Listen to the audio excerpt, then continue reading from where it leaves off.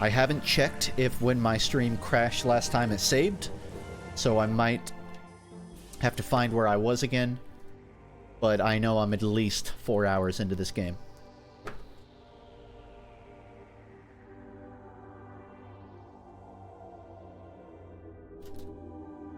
Please enjoy staring at this map while I update my stream information.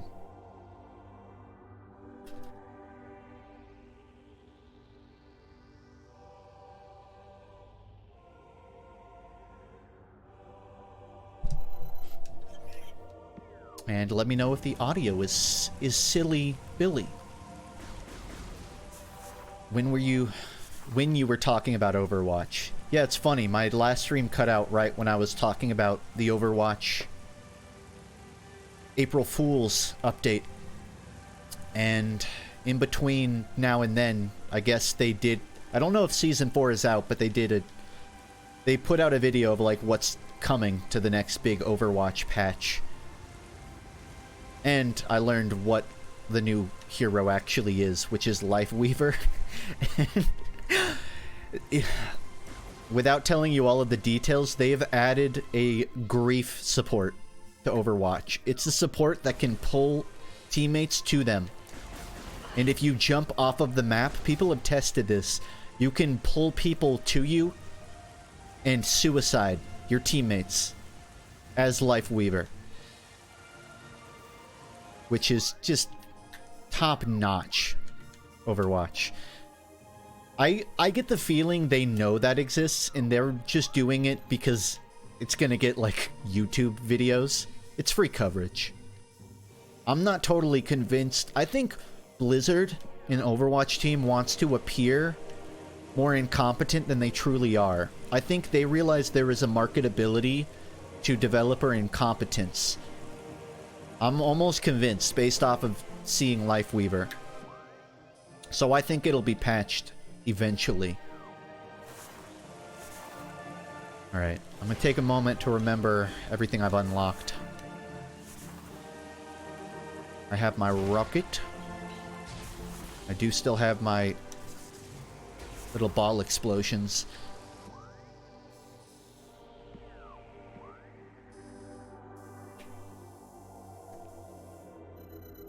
And I think I was at Magmore. Yeah, that's just how these games play. I mean, the thing is, if I knew where this save left off, I'd know where to go, but because my stream just crashed and my game closed, I don't have an exact location to find. So I'm just gonna walk around and maybe read chat while I'm doing it. Could you take 2 wolves and with a baseball bat? I'd rather not start this. And I feel like my answer last time covers it. It's 4 wolves that trouble is brewing. Up to 3, I think I can throw my hands up and win. Am I considering Prime Hack after this? No, I would rather move on to Prime 2, which I guess is on Prime Hack. Well, I didn't think about that. There's only a remaster of the first Prime, but I'm still gonna have to play 2 and 3, which have not been remastered. So maybe. I don't know, at that point I might be too used to the GameCube controller and not want to change.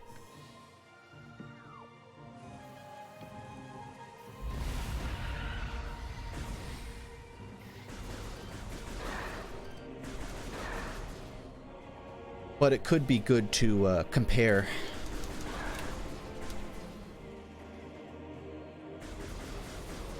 So just another update. I'm still doing the thing where I work out every day and I try to learn how to draw muscles and anatomy. And I've been posting updates in my Discord artwork channel. And I tried posting one the other day and AutoMod removed it. And I couldn't figure out how to disable AutoMod's nudity. Like, nudity remover. And the reason it removed it is because I drew my, well, I think it's the first ever cock I've drawn. I was drawing full body anatomy. It was very tasteful. It wasn't hanging 10. But I drew a full body anatomy with pretty realistic proportions. And I censored it. I put a black bar in front of the schlong. But for some reason, AutoMod wasn't happy with that, so I couldn't post my art in my own server. And I still haven't figured out how to do that. So I just ended up censoring it more, so now it looks like he has a way bigger cock than he actually does because I had to make the censor bar twice as big. So if you see that drawing I did, it's actually a pretty normal sized noodle. It doesn't even, like, I didn't detail it that much. It's like a Minecraft cock, if anything. It's very square. But it's just, you gotta understand, when you're trying to learn how to draw the full human body, the middle section of the human body has stuff in it. Typically. So, I had to draw it to be accurate. I did have maybe the least secure moment of my sexuality's history, which was I was Googling muscular nude male, and then I had an internal conflict over whether I would add reference art to the end of that Google search. Like, how secure am I? Am I willing to look at these without reference art? And I'm happy to say I removed reference art from my Google search. And surprising, I mean, wow. People are more flexible than I ever imagined. It's actually... typing reference art does help. Because you get those male models posing in front of like a white background with good lighting with their hands up. If you type it without reference art, they're like sitting on a couch, and it's a really interesting pose, but it's a lot more difficult to draw. So I just went with a pretty basic anatomy study. I've been trying to learn like pecs now, pecs and legs. I'm getting more confident with my like drawing muscles and arms. So I'm trying to move on to the rest of the body. I'm realizing... I'm continuing to realize that I think I'll be able to draw arms way faster than I build muscle mass. Because I'm grinding my way out of dad bod territory. And I was hoping to, like, be shredded in a month, but I think it's gonna take a little longer.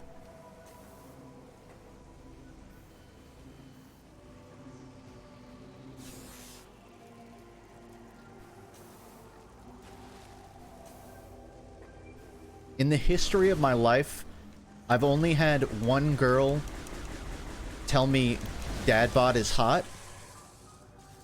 And I only think she said it because she thought that I might have kids. And I feel like if she knew I didn't have kids, she wouldn't have said it was hot.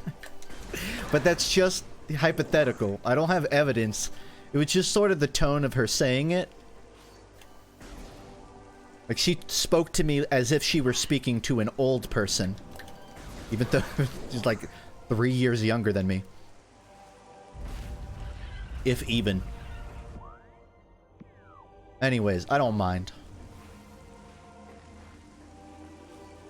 I like having a Minecraft Steve build. I do agree. Anyone who thinks a dad bod is hot is usually the chillest, coolest person you can know. Because they just get it. They understand being human. My body goals, as nerdy as it is to say, I think I could get to like Bolin level of shredded from Legend of Korra. Where it's like, the dude isn't jacked. But he clearly is like... He moves around. He stays relatively fit, but he also eats a lot of snacks. So if I can get to Bolin level of shredded, I think I'll be pretty happy.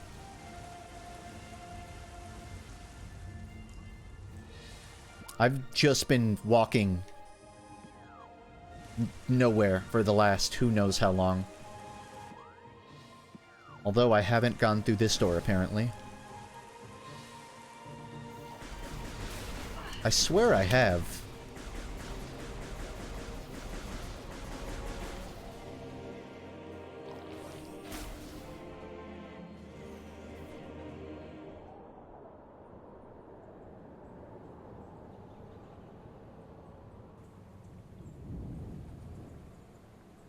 FUNKe, I was in one of your VODs. When I saw that, that was the last time I was genuinely happy.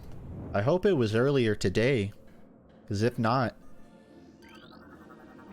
I'm happy to have helped, but here's to you finding happiness in other more achievable goals. It looks like I'm where I need to be. I think I'm walking my way to a boss fight, and this does feel like where I ended off last stream.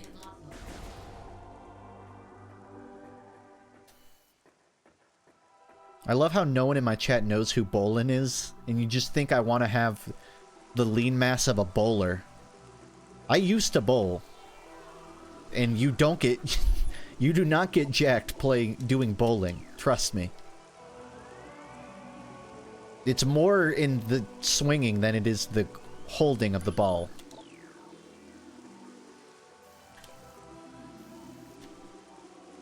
I'm starting to feel like these man of his words aren't earned. But I'll earn it. That way I can feel good about being called it.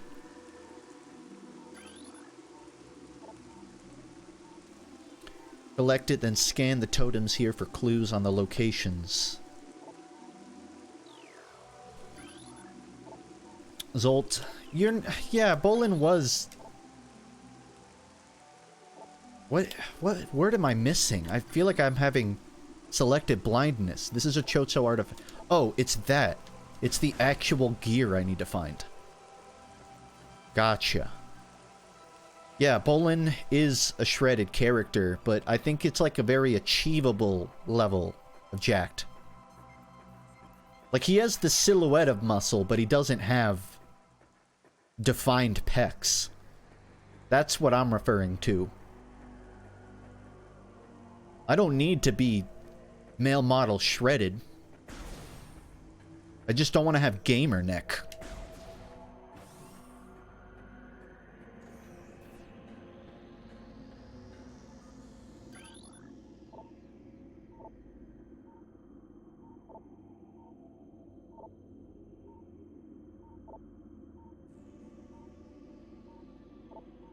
I was hoping that would tell me where to find an article, but it didn't. What's gamer neck?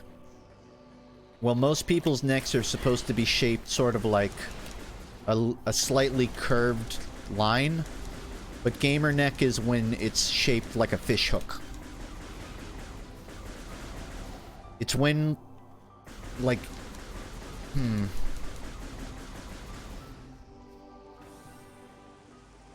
I'm trying to... You know the hash-slinging slasher? The silhouette of the man with the hook hand and, like, the head jutted out from the front of his body? Alright, forget this metaphor. It's just when your head hangs forward and down because you don't sit upwards. Which, as I say, I'm going to sit upwards now.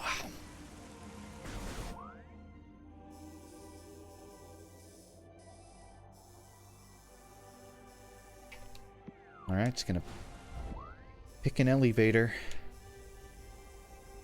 Chozo Ruin sounds good.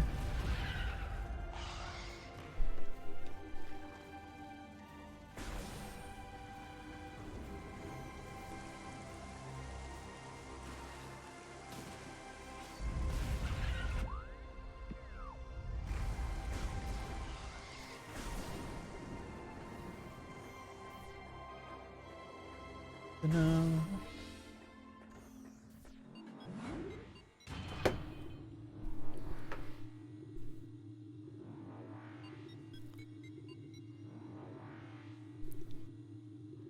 Samus Aran does not appear in the Mario movie. Sorry to spoil it.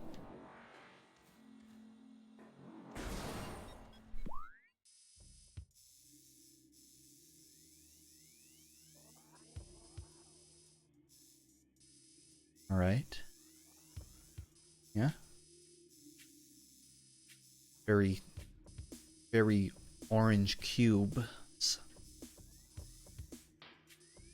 I mean, guess I just head to another to the north side of the magma area, because I still don't have the plasma launcher. Isn't there like a fight on a roof? There's like a Dark Souls-ass fight on a roof that I have to do to get the plasma launcher.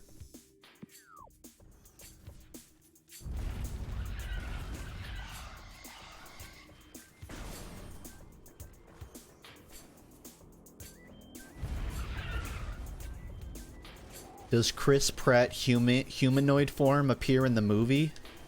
I'm interested in your wording there, because you make it sound like there's a non-humanoid form of Chris Pratt. Like the real-life Chris Pratt is a changeling.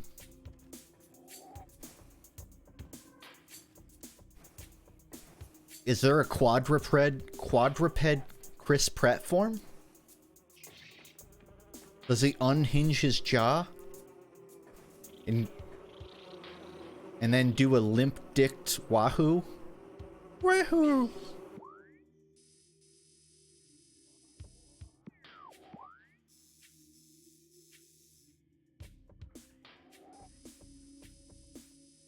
I think I've checked that.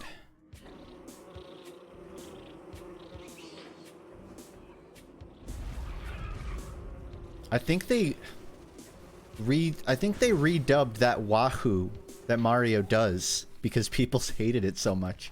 It was hard to tell. I need to go back and watch the trailer, but it sounded like they did it again. It's still somehow it's better.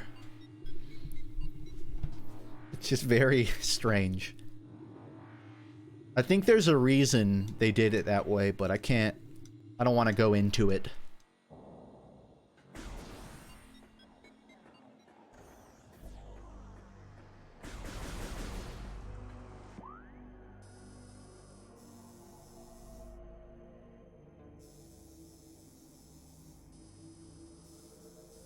Tell me this isn't where I just came from. I think it is.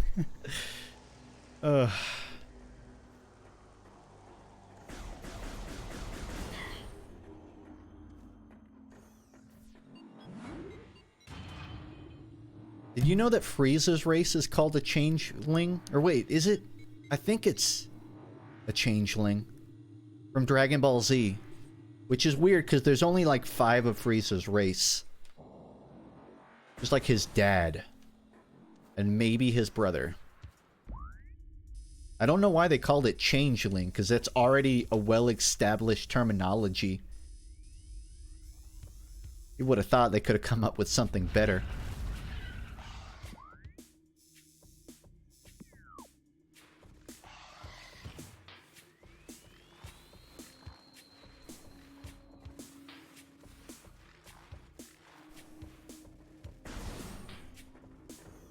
Why do they have to shoot doors to open them? I think having a handle that you press E on where it plays an animation would feel more grounded. Well, see, there's a microchip in every little ping pong ball that Samus shoots. And it's sort of, it's like it's like scanning an armband in a facility, but more fun. You're telling me if you went into work and they gave you a gun to open doors, you wouldn't use it?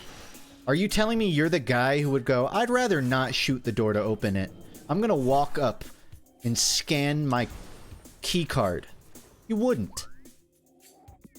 You would use the Black Mesa-ass gun they give you to open doors.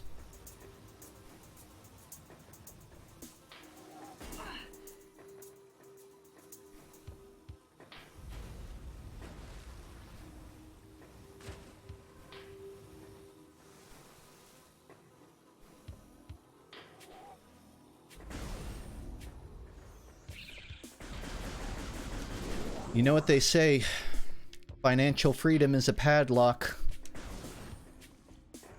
And a Glock is a skeleton key. They say that, right?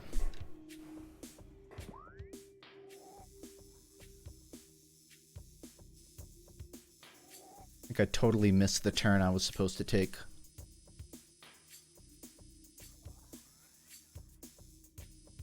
I could still get there.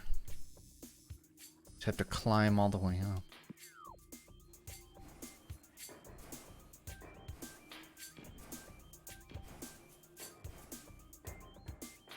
Samus does not have voice lines. Silent protagonist moment. Does Samus ever have a speaking role? In any Metroid game? Oof.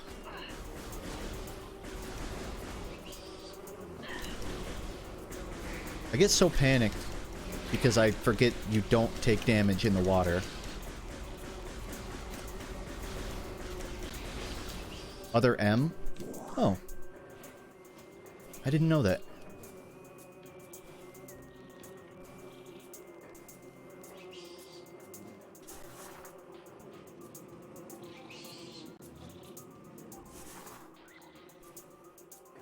Other M isn't exactly a good portrayal.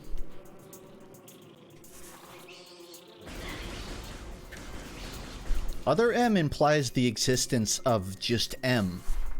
Is there a Metroid game called M? Or would it be other M?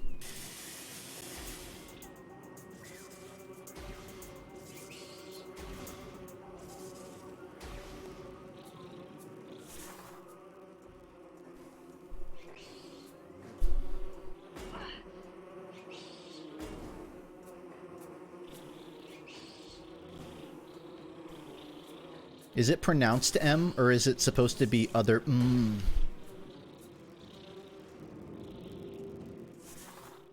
Was funnier on paper. The paper that is my mind.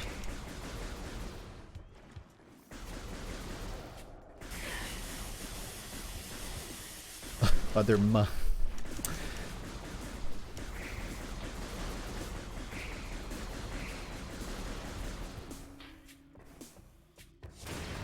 Yeah, this seems... Wait, what?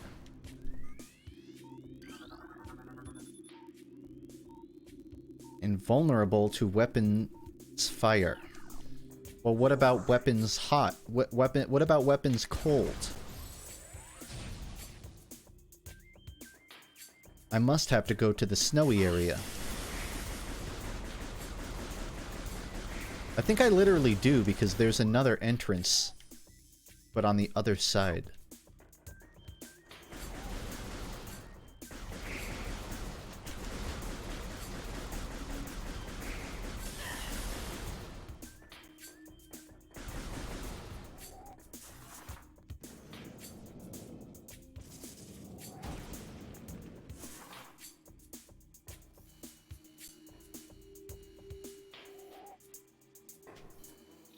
I think it's funny. Last time I streamed, I talked about how a lot of my friends have been boycotting the Dungeons and Dragons movie, just because the IP has been very mishandled by the current owners of Dungeons and Dragons. And it's been like 2 days, and they are in another controversy, because apparently, I guess Wizards of the Coast announced that they were getting rid of half races because they thought it was, like, I guess offensive. It was like... So I know, I understand the situation, but they worded it really terribly. They said, like, we thought it wasn't inclusive to have half elves and half orcs, so we got rid of them. And everyone was like, oh, so you just outlawed mixed race breeding. That sounds kind of racist. But I think what they actually did, and they just failed for some reason to explain, was they just removed basically like the limiter Instead of only being like half elf, half human, you can be half elf, half dragonborn. You can be a half anything, and it's not just those, like, it's not just half human with half other thing. But they worded it fucking terribly, so everyone's like, this sounds so much worse than what you said. Why would you not proofread that? So, Hasbro really making the most of the property so far.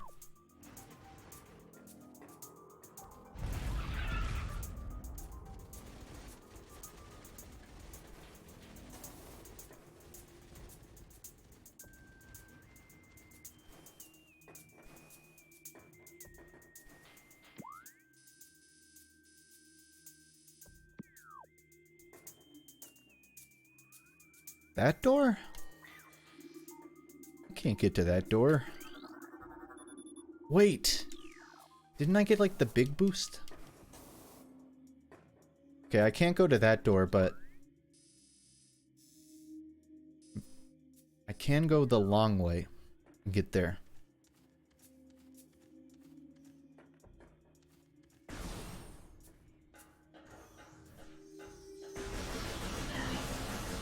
Still can't believe my Prime Minister did blackface and got away with it. I can totally believe that. After what I've seen occur in politics, I can totally believe that.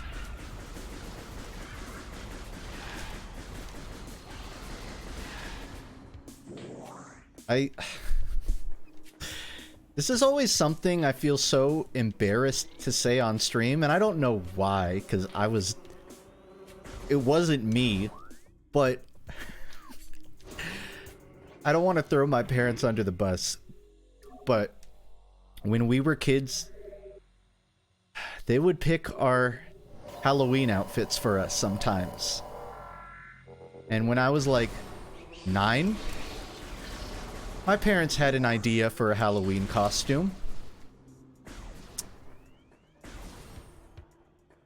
Yeah, and you want to know who they chose for me in the year of my 9th birthday? They chose Mr. T. You know, I pity the fool. And I do have a picture of it. I'm not going to show it. And I think the fact that I won't show it should really tell you a lot about what exactly they chose for that Halloween costume for me.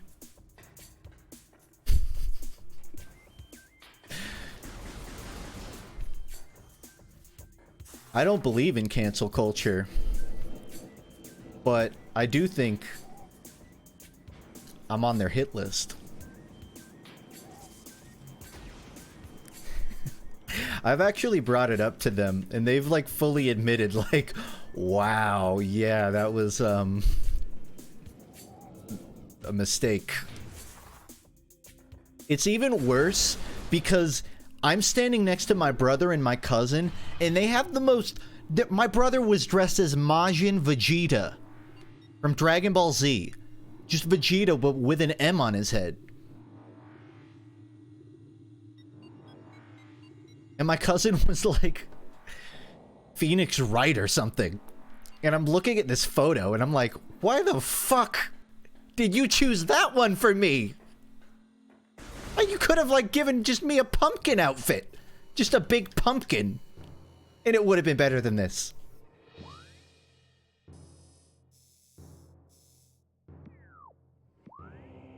Ugh. Yeah, Goku was right. That's the worst part. He was Vegeta, and they didn't even make me Goku.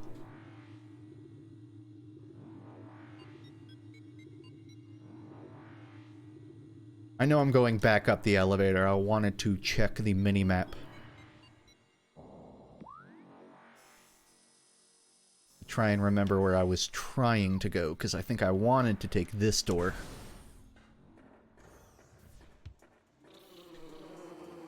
No, because this... I beat the boss fight and then fell down.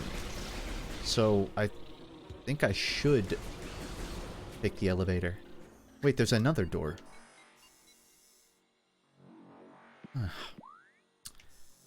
You know what? I don't remember how close the save point is at the bottom of that elevator. I want to go save. So at the very least, I won't have to walk through the entire map again. I might have already saved, but I was telling the Mr. T story, so my memory is foggy.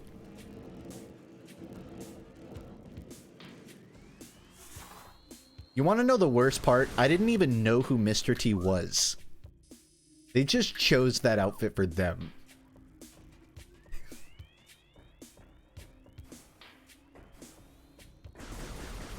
This wasn't a situation where I'm like, I want to go as this character, and they humored me. It was me going, I don't know what costume to wear. And then both of my parents looking at each other and cracking a Grinchian smile that goes across their entire faces while they whittle their little fingers together, like sinisterly.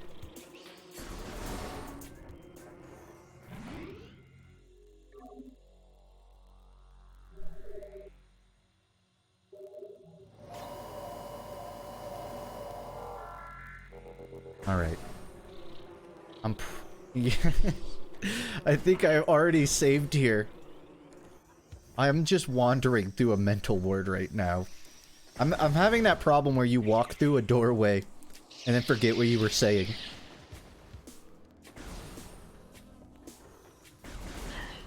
One of my friends messaged me today. It was like, hey FUNKe, I have a question. And within 20 seconds, I responded, what's up? And he went, I forgot. It wasn't even a minute. Like, he sent me a message as he was walking through a door and just immediately forgot.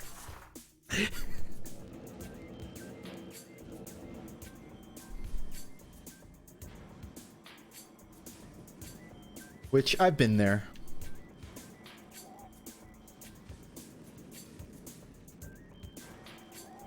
I think I accidentally removed the Paul Hogan TTS, so for the moment there is no Paul Hogan. Apologies. I'm giving him a vacation. He deserved a break.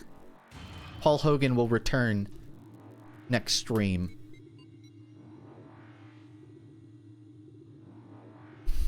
I don't think there's a Mr. T voice synthesizer.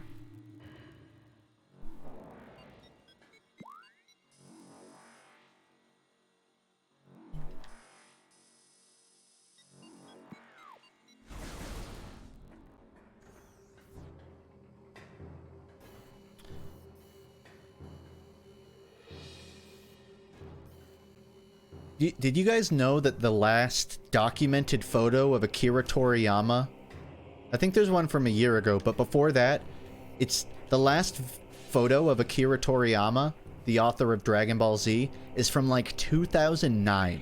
It's literally in black and white. He is the most reclusive mangaka in the world. Like, even Araki appears more often, but if you Google Akira Toriyama 2023, you're not going to find anything. Nothing at all. I don't even know how that's possible. You would think he would be doing interviews or press meetings or something. Is it the one of him smiling and looking down, kinda? That's the one I have in mind. And it's nothing against him, but the photos are so far apart that he looks almost like a different person. Like, you don't immediately recognize him as Akira Toriyama because his hair is totally different, his body type is totally different. And then you look at Araki from the same time frame and it looks like he's gotten younger. Somehow.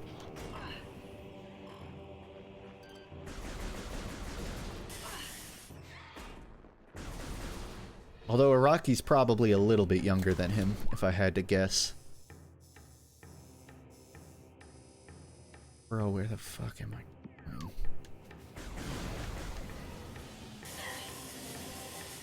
I'm actually pretty sure this'll just loop me back to my ship. And if it does that, I will have wasted half an hour walking around the entire map.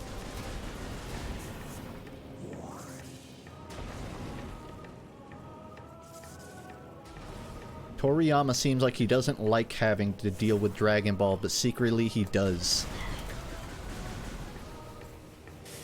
I think to write anything for that long, you have to enjoy it in some way.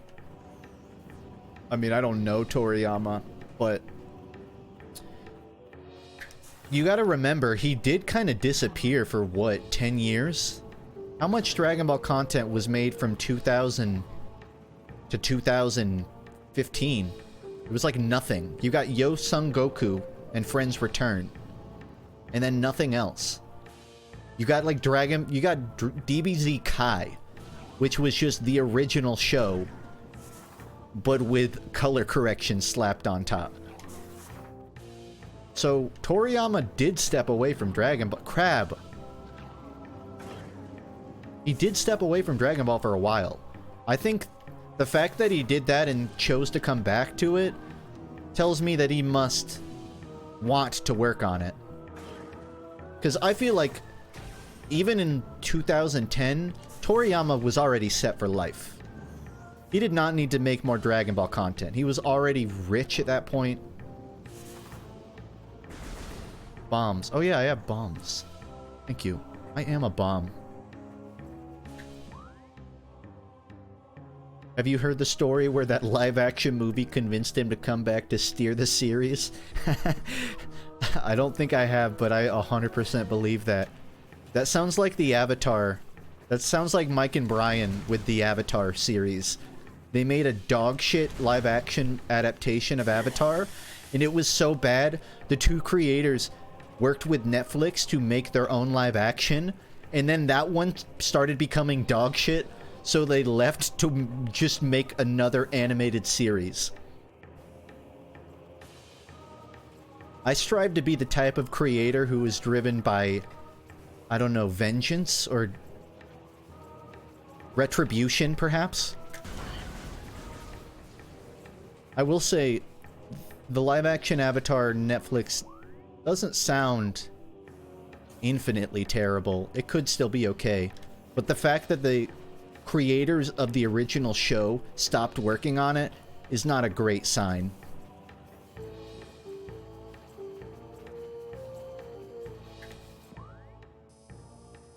Where is this door?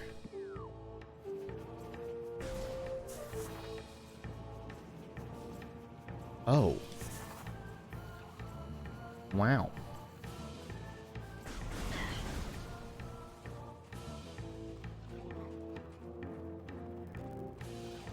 You know what's really fun about Dragon Ball? So... I was gonna make a ball joke. So, when he first made...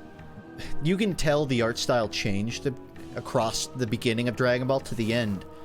But what was interesting was, like, when Dragon Ball first started, it was a gag manga. Like, before Z, it was just a gag manga. For jokes and martial arts and touching stories. And then Z came along and Raditz showed up and it turned into more of a fight manga. And Toriyama, who was historically, he would draw his characters very rounded and sort of fluffy, very approachable. He started changing his art style to be more angular because, to quote him, apparently it's easier to sell sort of the image of motion, of fast movement, and really buff bodies moving fast through very, like, sharp, straight lines. So if you look at the art from the beginning of Dragon Ball, it's super rounded and curvy. And then if you look at the end of it, it's almost like, not unrecognizable, but like the eye design alone. It's just so interesting to see how the character designs totally changed across that series. I don't know where the entrance is. I'm guessing it's like a room back. Yep.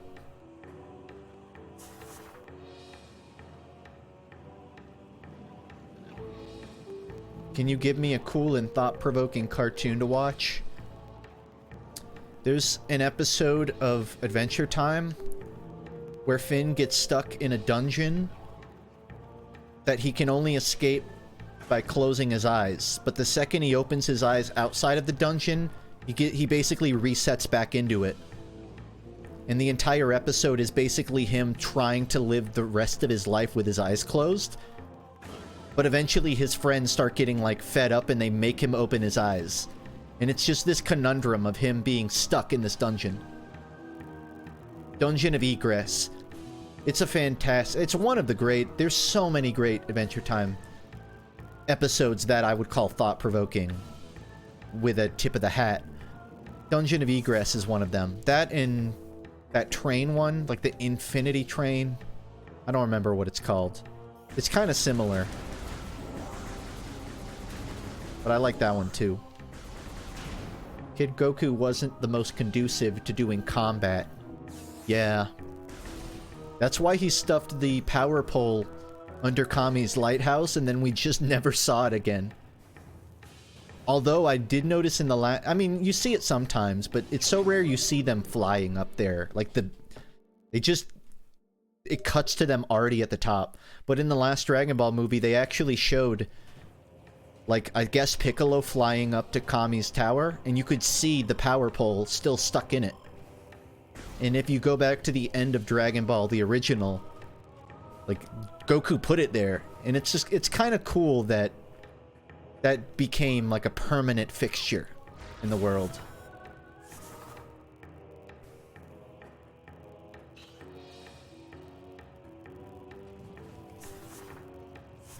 I was talking about anime and I didn't notice what I picked up.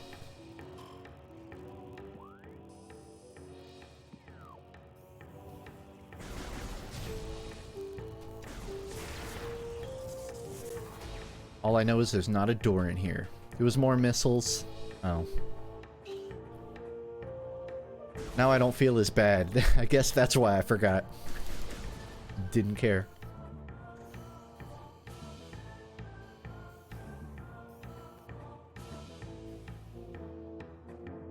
I'm about to peep the horror.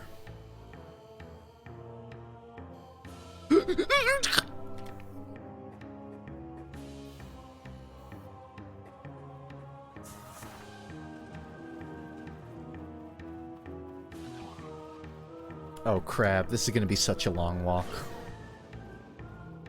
Actually, you know what? I kind of feel like stretching my fingers. I'm gonna let him carry me, because I was gonna leave anyways.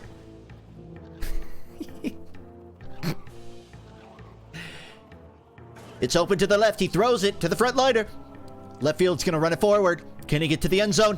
He makes it. He's gonna go for the shot. 6 points.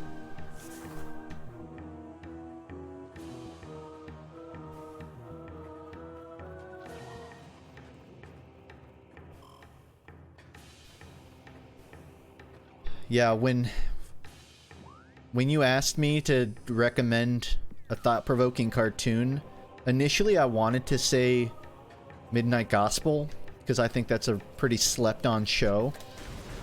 But the more I thought about it, the more that show is the opposite of thought-provoking. It's not, it is. It's a very fun philosophical discussion, but it's actually kind of a hard-to-follow show.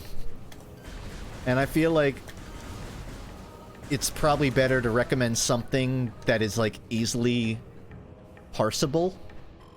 Like, easily understandable. And I don't think the Midnight Gospel is for everyone. Evidently, by the fact it got canceled. Thanks, Netflix. It's definitely a stoner show. Take that at face value. I'm guessing I can maybe do a big jump now that I have my, you know, big jump.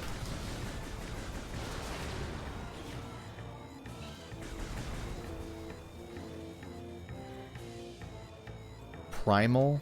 Is that the show with the caveman from... There was... Like, it was... Wasn't that caveman from, like, Scooby-Doo? Like, the caveman they thawed out?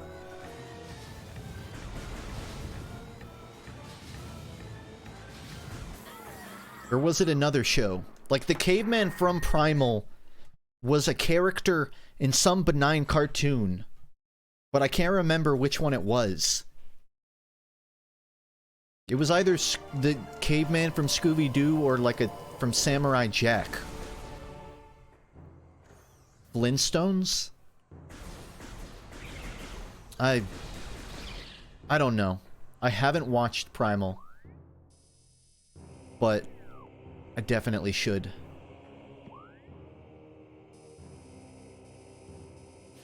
Bro, I don't even know where I am. I think that's where I'm going. That's where I died.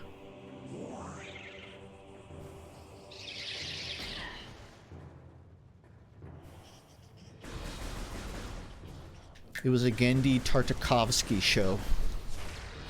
You know, I never watched all of Samurai Jack seasons 1 through 4. I caught episodes randomly, but I only really watched all of season 5. Which, by the way, that show is that is phenomenal television. And arguably appreciable without watching any prior Samurai Jack. Although I know there are some episodes of Samurai Jack that are like historical events for cartoon television. The episode with like, it's like, I think it's like 2 samurais on a pure black and white background. Or maybe it's like ninjas. And they use color composition to have these characters totally obscured in like the colors white and black while they have a fight. So it's a ninja fight, but with this really abstract color palette. And it's just so fucking cool. Because, like, they open their eyes, and it reveals one of the ninjas on the other ninja's palette. In the shadows, or in light. There are some phenomenal episodes of Samurai Jack prior to Season 5 that some people just don't know about. Even though they're just as good as that. And honestly, I need to go through and watch them. All the ones I haven't seen.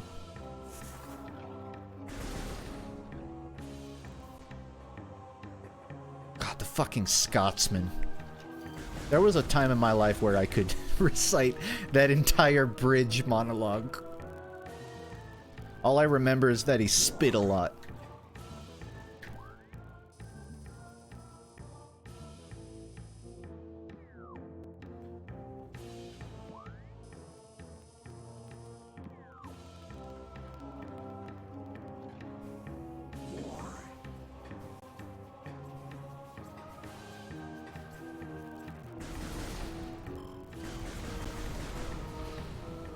They don't make them like they used to.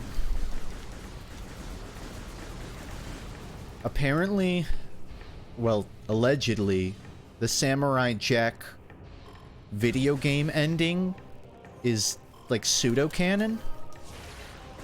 I don't know what happens in that game, but I believe that the ending differs a little bit from Season 5. And it's in some way considered like an alternate but still canonical ending. Which makes me very curious, because there were things I wanted to happen in Season 5 that didn't. And I wonder if they sort of come through there.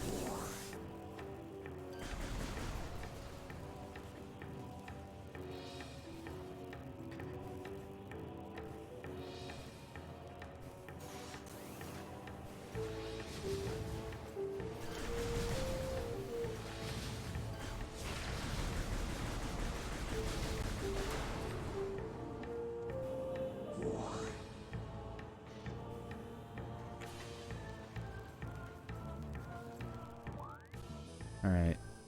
There's a door to my right that I haven't explored? What happened? What is my sugar?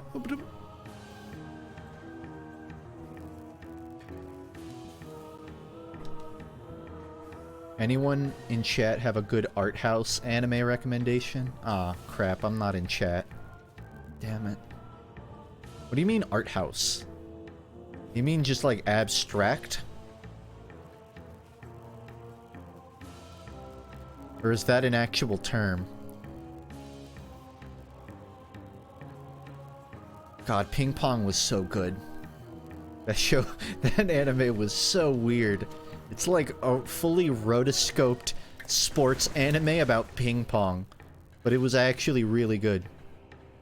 Avant-garde. That's kind of what I figured.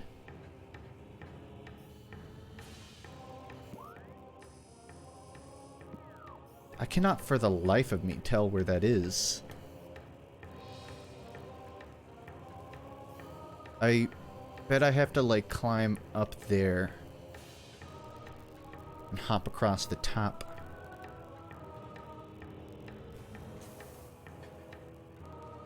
Serial Experiments Lane? Yeah, and after you watch that, this is another great anime suggestion for you. Therapy. 5 stars.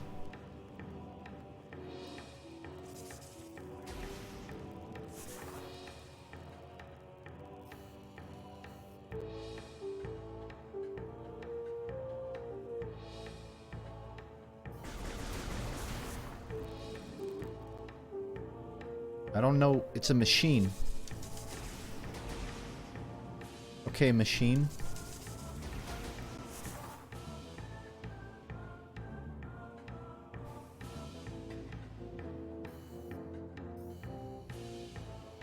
Not make that jump.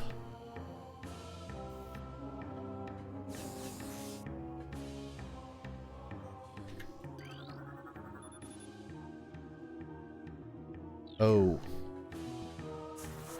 And this isn't enough power?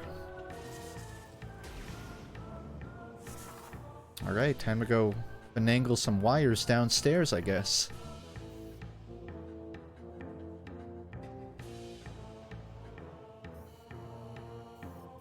Why is your character not appearing on my screen and explaining this game? You want to know the weird thing about being a creator that, like, animates themselves talking over stuff? Whenever I watch other people, like, streams with no, like, VTuber avatar, just voice, my brain automatically, like, autofills its imagination into, like, a little Bommy talking over stuff. Maybe not a Bommy, but just, like, my brain is like, something's missing. There's supposed to be a little cartoon character with their mouth flapping over this. And I wish my brain wouldn't do that, but I guess it's sort of the grave I've dug myself by doing that for my videos. Schizophrenia. It's not like telling me to kill John Lennon.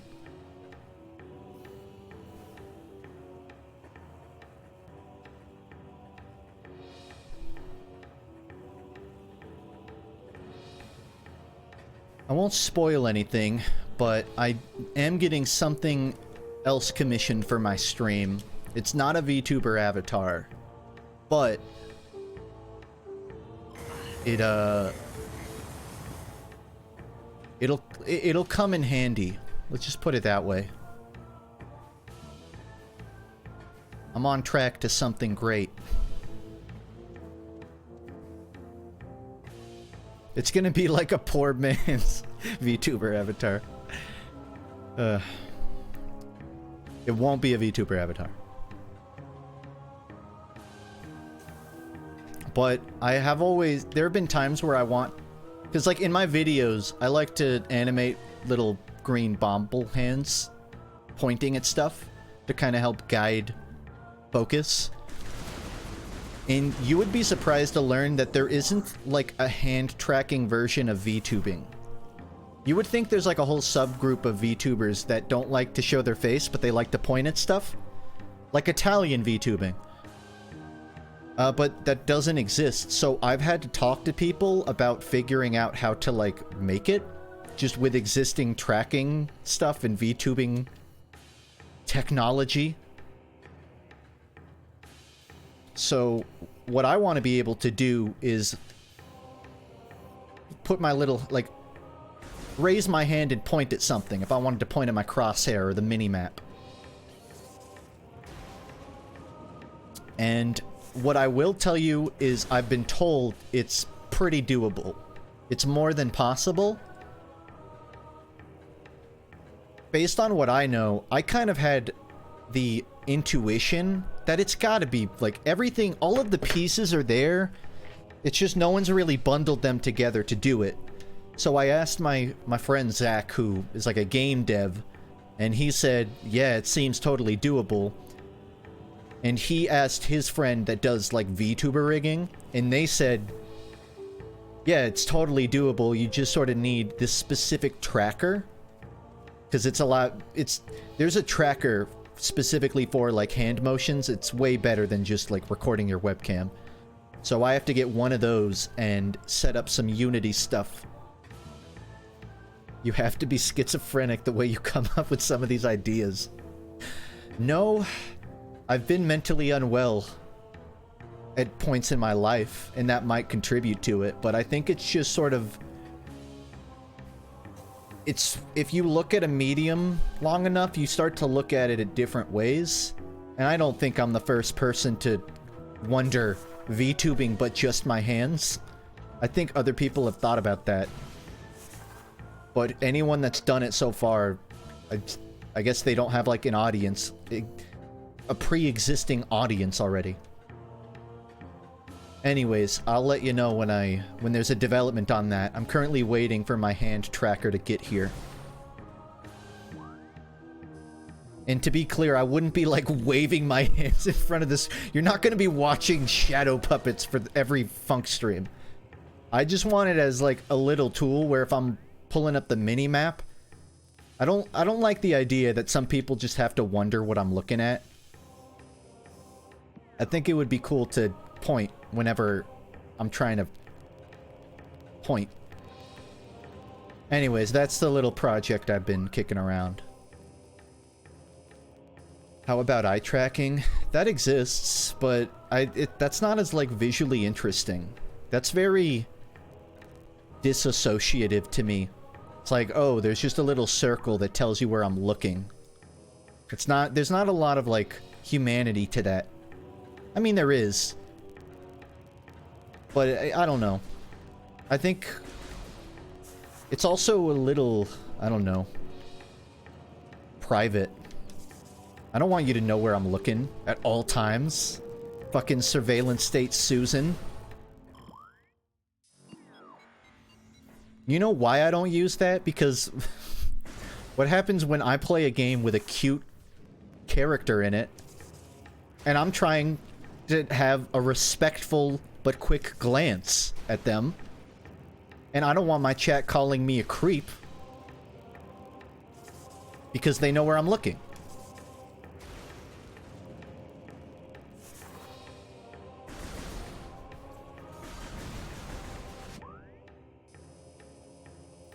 Are you that Mayo guy who cries about Ultra Kill?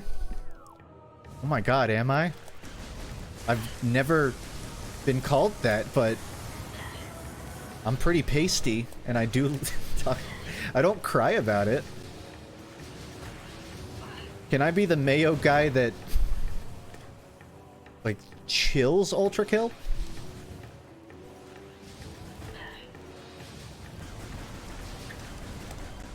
Oh wait, that viewer doesn't have audio on. They can't hear me. You know what would fix that? If I had hand tracking, I could do ASL. God, that would be so great. If I got hand tracking models and then learned ASL. God, that would be such a commitment, though. I want to learn French before next year, because I'm going out to a wedding in Montreal, and the last time I went to Montreal, God, there are a lot of places that are bilingual, but occasionally you'll walk into, like, a McDonald's or something that only speaks French, and your options are either the self-checkout or you don't eat.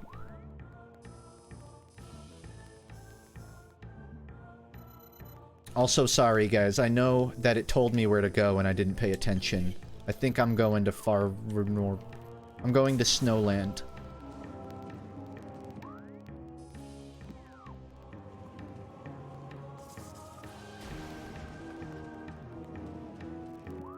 French people don't eat McDonald's, but they do sell it. Distinct difference. That's funny, Jacob. If you ever need a laugh, you can look up. A lot of concerts will hire ASL artists to hand sign along to rappers, but it's a pretty prevalent scam for people to advertise themselves as ASL experts despite not knowing a single thing about American Sign Language. So there are just gratuitous videos of people, like, of live rappers standing next to an American Sign Language translator that's just throwing up Naruto hand signals that make absolutely zero sense. And nobody finds out until after the concert's already over and they're paid.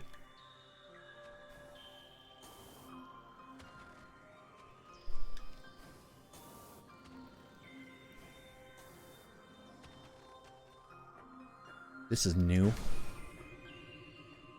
New enough that I'm gonna go save.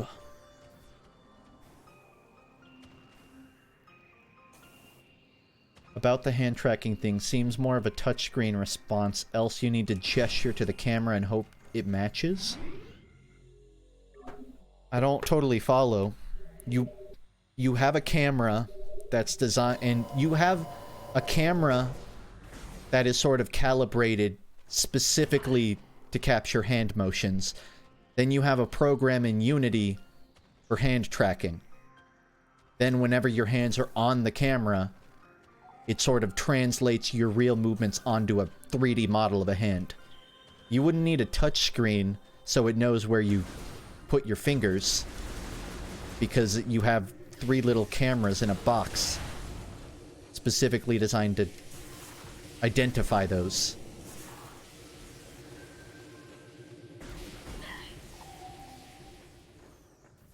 I mean, I'm not a expert on hands.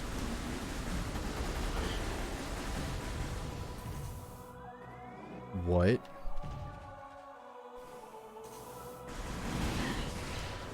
I just no-clipped through that rock.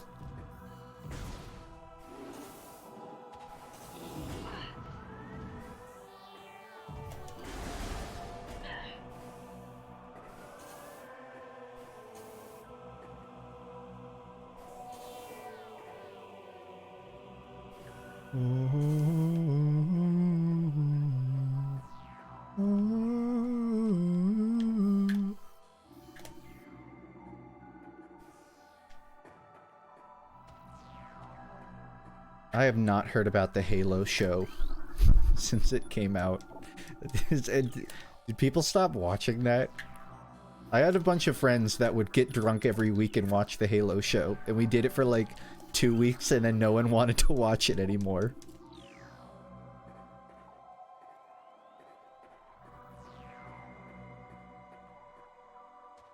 You just know John Halo's a virgin, and he doesn't wear a helmet even when he's on a battlefield getting covered in scars on his face. And that's all I know about the show.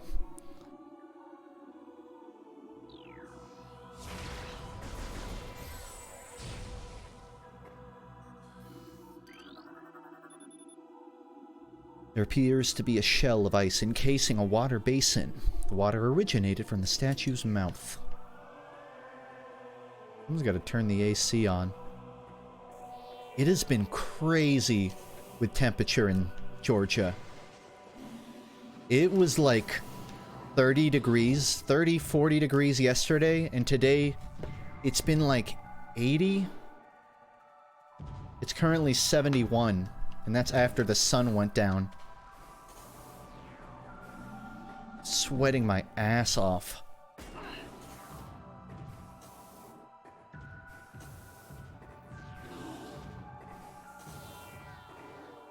I always think I prefer warm weather until it gets warm. And then I'm like, missing sweater weather. If you ever want to live somewhere that has a consistent and reliable temperature, don't move to the southeast. Unless it's Florida and you hate cold.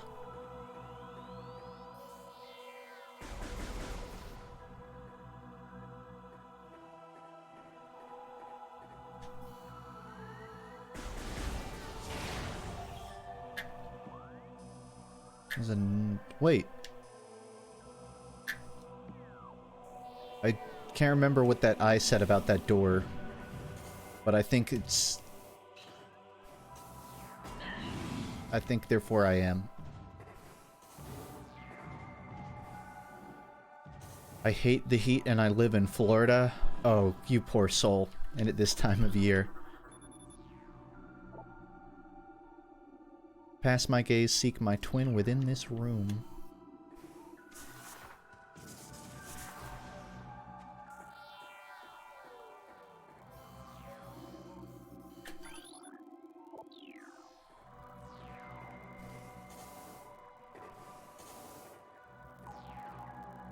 I never thought about it, but I've lived in Florida for a fifth of my entire life. And the other fraction in Georgia. It always felt smaller, even though it's only ever been bigger. Like, because I lived there for 5 years, and I'm 26. I think it's just because there was nothing to do in Florida, so the days sort of blended together. At least not in North Florida. There's nothing to do.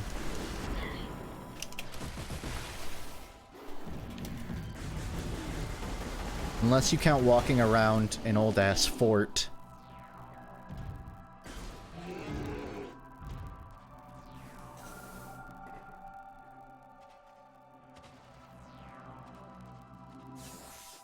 I ain't seen no twin. Yeah, I'm back in Georgia.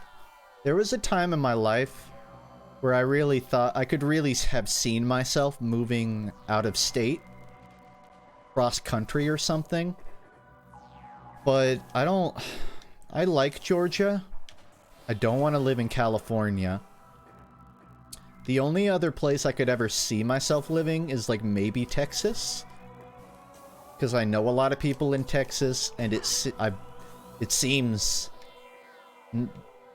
not that different from like the experience living in Georgia. Although rent's probably higher now. But like, I just like Georgia. It's because Atlanta has it has fun stuff to do. I talk sometimes as if it's boring, but we have like 5 or 6 good conventions a year. There's a lot of fun little like breweries and restaurants and trivia bars if you're so inclined to go. And I think most importantly, I've never lived in a city. Well, live near Atlanta, but I've never lived like you ever see those movies where they're like at the edge of the city looking at it over the horizon and you can't see the end of the city and you can barely see any grass and it's just a literal like concrete jungle? And in a way it's beautiful architecturally, but it's also kind of dystopian, where it's like, God, it must suck to live in the middle of all of that fucking stone with no grass to touch. What I like about Georgia, at least the suburbs, is there's a lot of trees and some, I wouldn't describe it as mountainous areas, but there's a lot of like pretty accessible trails and public parks.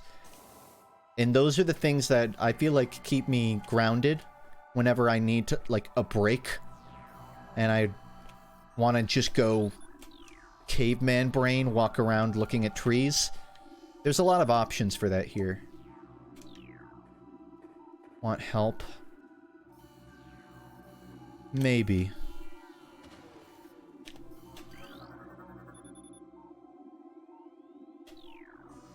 Give me 30 seconds. If I can't solve it in 30 seconds, you can give me a hint. We can play hot or cold.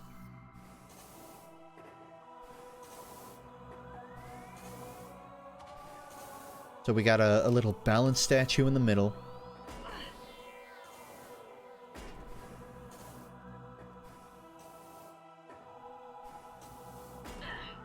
I should see if shooting them does anything.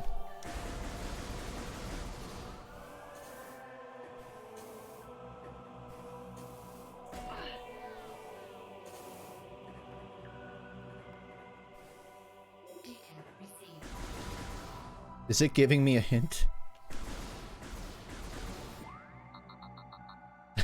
I love how I said give me 30 seconds and the game gave me 30 seconds to give me a hint.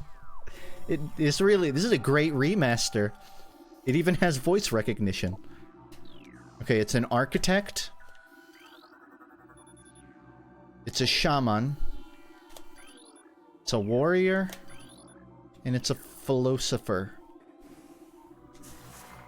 And there is a significance to that order, probably.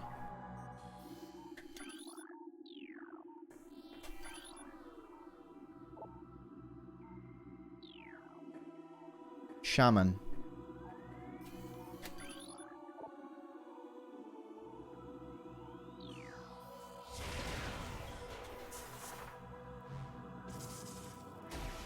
I want the record to show that I shot the shaman before someone in my chat said to shoot the shaman.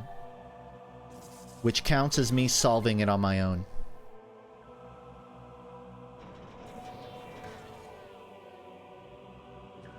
X-Ray, I read your message. I have played Deep Rock Galactic. And it's one of my favorite PvE games ever.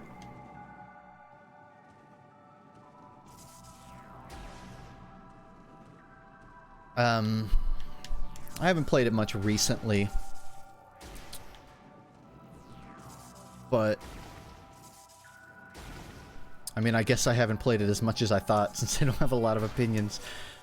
I loved playing the Driller just because it's fun to dig through the entire map and say fucking escape route. But I never really explored the weapon upgrades. I know you can kind of change your weapon stats, and I never really did that.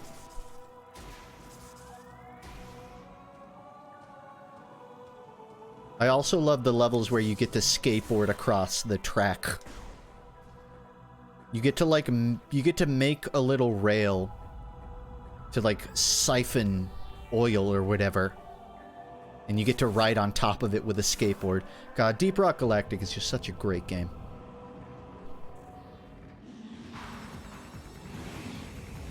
Is this my first Metroid game? It is. In a sense. I mean, I've mained Zero Suit Samus in Smash. And I wasn't terrible at her. So, if you count that as a Metroid game, then I've actually played one.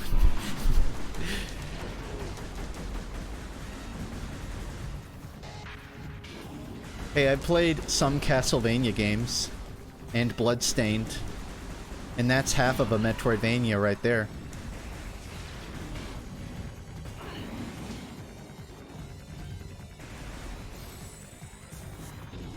Fuck! I was doing the Dark Souls claw grip.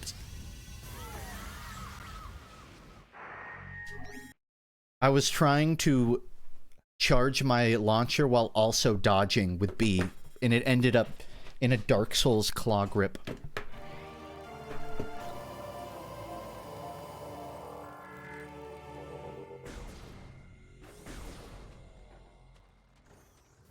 What was I speaking about earlier? Yeah, I would really need a good reason to move out of Georgia. Like, I don't know, lower rent prices, maybe.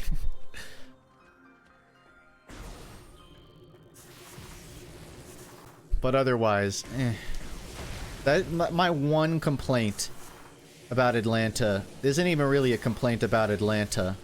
It's just the fact that most of my friends don't live here. I thankfully know a few people that live locally, and that's been a blessing, but for the most part, everyone is Mideast, Middle America.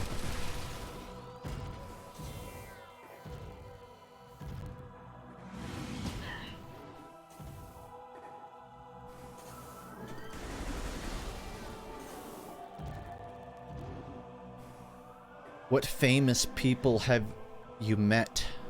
I mean, organically? Like, people I know? I don't think I've really met many at all. I've gone to conventions and seen people. I went to a Germa meetup, like, 5 or 6 years ago. But I didn't really talk to him. He was swarmed with people, so I kind of just stood to the side and talked to other people there.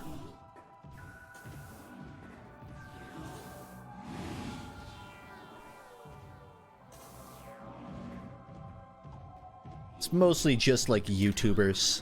I don't think I've met. I've never met any Ashton Kutcher types.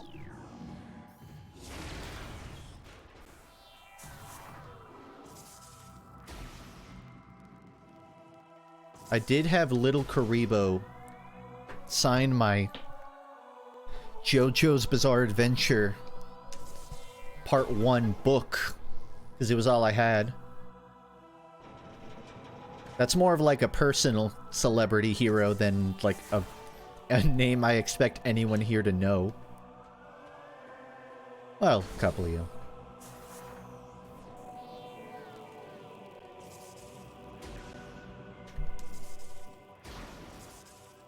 Oh my...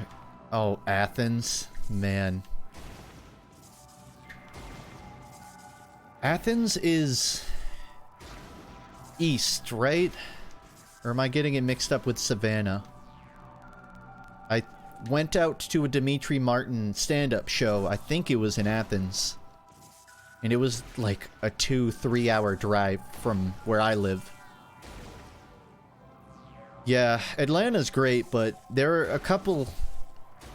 It can be hard to navigate, just because the distance across stuff, and Atlanta traffic is ass. What city isn't? It's between them. Oh, okay. Still ballpark, then. You got to talk to Moist? You mean Critical? I was in an Among Us lobby with Critical 3 years ago. I don't think that counts as meeting the guy. I mean, I guess I was on the official podcast once.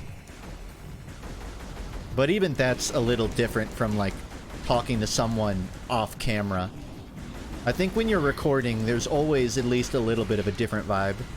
There are some people that are really not different off camera. Mostly because they're just pretty authentic, even when they record. I haven't... I mean... Yeah, I haven't really talked to Critical. But I've interacted with him. And he does seem about the same as he does, like, in videos. Energy-wise. I did technically meet Vinny Vinesauce, if you count going to him doing a signing at a convention. He complimented my Weezer shirt. I had like a Weezer cardigan on. It's like that trash bag jacket that Weezer gave out with Pacific Daydream. I was wearing that. And Vinny recognized it.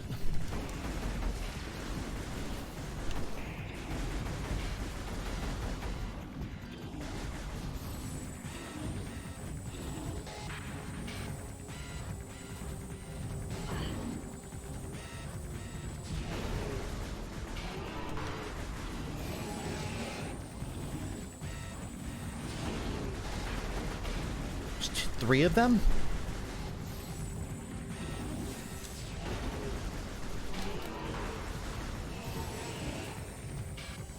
Weezer pajamas? I don't. I have a Weezer Snuggie. That's not pajamas. You would be ashamed to know what percentage of my clothing has a Weezer symbol on it, though. I think that's more because I don't buy clothes enough, though. And I just end up getting free Weezer shirt. Well, not free, but like I buy the bundles and they come with a shirt. So I just end up with 20 tour t-shirts.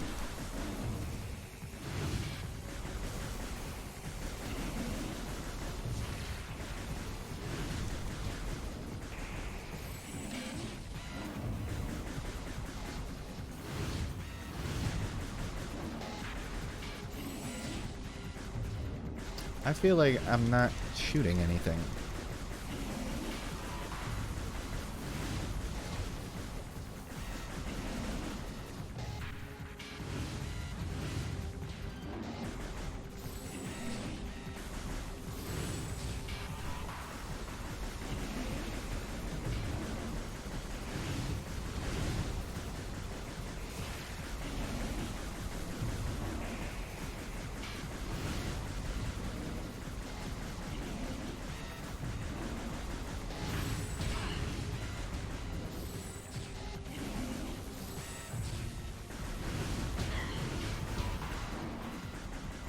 You guys always, like, riff on me for liking Weezer so much, but you have no idea how much free credibility it gives you when you meet a girl that likes Weezer. Which is probably as rare as a shiny Pokemon in Gen 1, but when you meet one, like, man, they'll talk your ear off about it. In a good way. Does it exist? It does. I met a girl that ran a Weezer fan page on Facebook. Yeah, Facebook, and she was younger than me. Weird. That was the weird part, not the Weezer part. Like 22.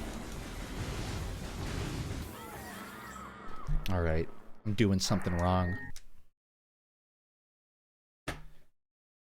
This was a girl that could, like, talk about Death to False Metal songs.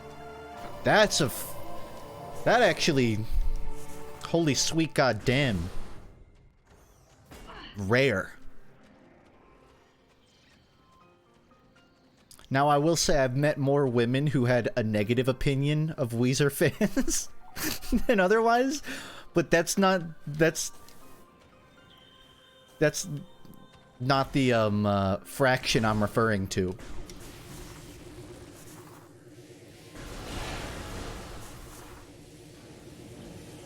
I've heard more women I've dated insult Weezer than otherwise. And at that point, like, I don't think that's gonna break the bank.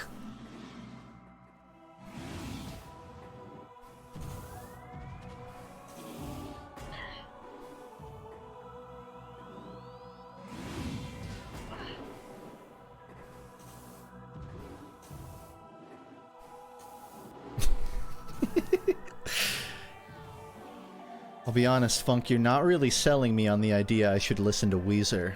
Who said I was trying to? This was a personal testament. The takeaway is whatever you want it to be.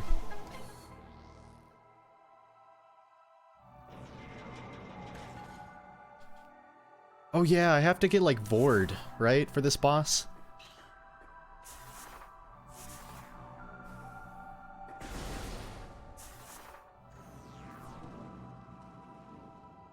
Like, it has to eat me and then I do a bomb and explode it from the inside. How is that confusing to anybody? You get, like, you go ball form and then it eats you. I'm not fetishizing it, that's just the literal word for it. Not confusing, concerning. I will admit, I'm not into Vor, but what I will admit is my search history has gotten much more risky in the last few weeks.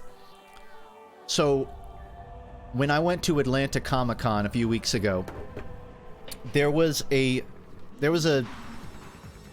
I guess like a table with drawings, and there was an artist there with some really interesting drawings, and I meant to take a photo, but I didn't, and I didn't get their name, and I really wanted to figure out who the artist was, but the only thing I knew to Google was the description of what all of their works were. You guys want to know what this stand at Atlanta Comic-Con was? It was, I kid you not, hundreds of drawings hung up of various fictional characters taking a shit.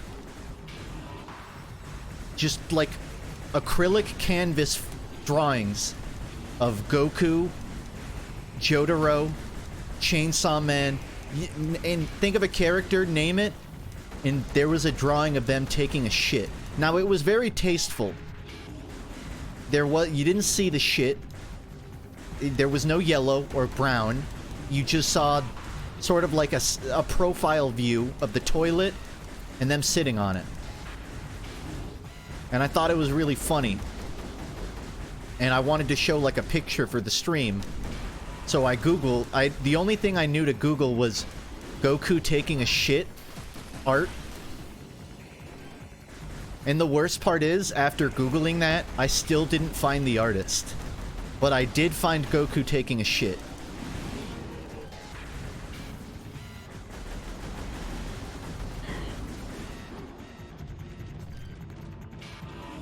The artist has yet to be found.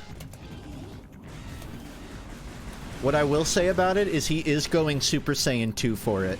And there is an aura. I stopped searching after that. I did look up Jotaro shitting on the toilet, but all I saw was a meme of Jotaro sitting, like, edited on a toilet with the text POV, you just opened an occupied stall. After that, I just stopped looking. Like, alright, I'm not gonna find what I'm looking for here.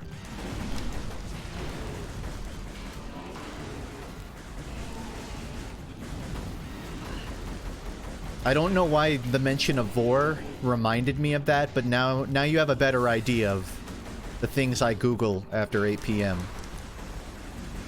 For reference art reasons.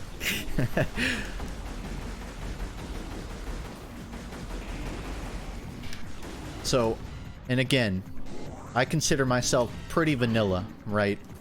I've taken a BDSM test that said I was 50% switch. That's the extent we're talking here. But if I see humor somewhere, I go for it. And I do have a friend that I am aware is very publicly into Vor. And I thought of a funny joke and I sent it to them. I asked them, so in Titanfall 2, when Jack Cooper jumps into BT, is that considered like Vor adjacent? And they told me someone already told them that joke. And I was feeling pretty dejected after that. Because I thought it was clever. Eat me. Come on, eat me. Okay, I don't think it's gonna happen.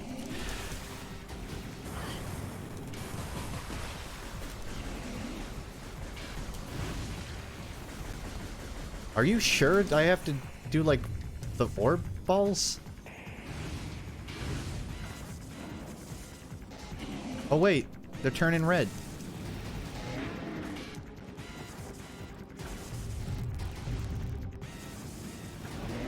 This feels so wrong. But it's working.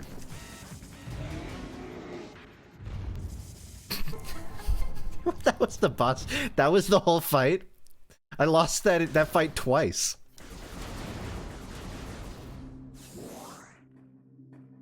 How goes your art practice? I am feeling comfortable with my arms and I'm moving on to lower body. To like leg, biceps. I don't think legs have biceps. To like leg muscles. Tendons. It's been pretty good. I actually...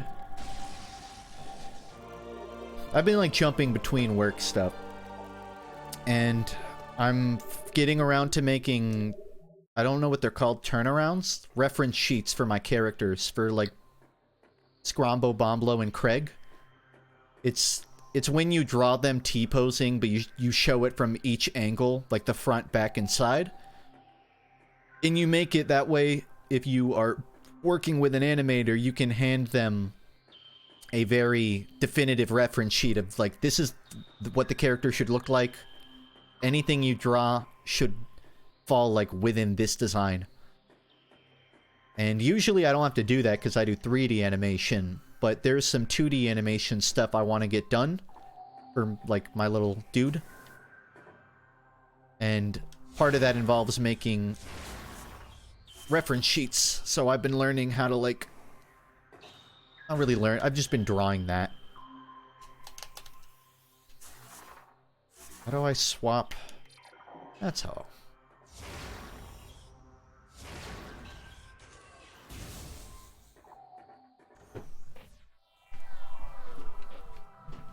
How goes the hands? Most recently, I learned... You know how you draw a closed fist, and you instinctively want to just draw 4 little, like, mountains? For the main fingers? But you never really think about what those little 4 mountains are supposed to be, right? It's like, is that the finger, or is that a bone? I finally took the time to kind of figure out what the fuck I was drawing there. Well, I know you don't always... You know what I mean. If you have, like, a very loose fist. I've been trying to learn how to draw the veins on the back of a hand, because that's been kind of tricky for me. So I've been looking up images of raw hand muscles. And I feel like... I'm happy with my progress. I'm not going to say I'm nailing it yet, but I definitely I'm getting it.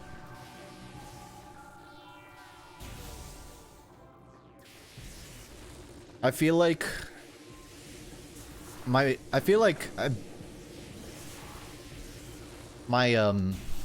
I don't know, my practice has been speeding up more with the more I kind of understand you don't have to draw the entire line in one sweep.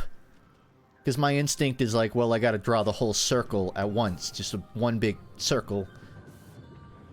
And it's helped me a lot to realize that you can break up any line into sort of multiple little streaks.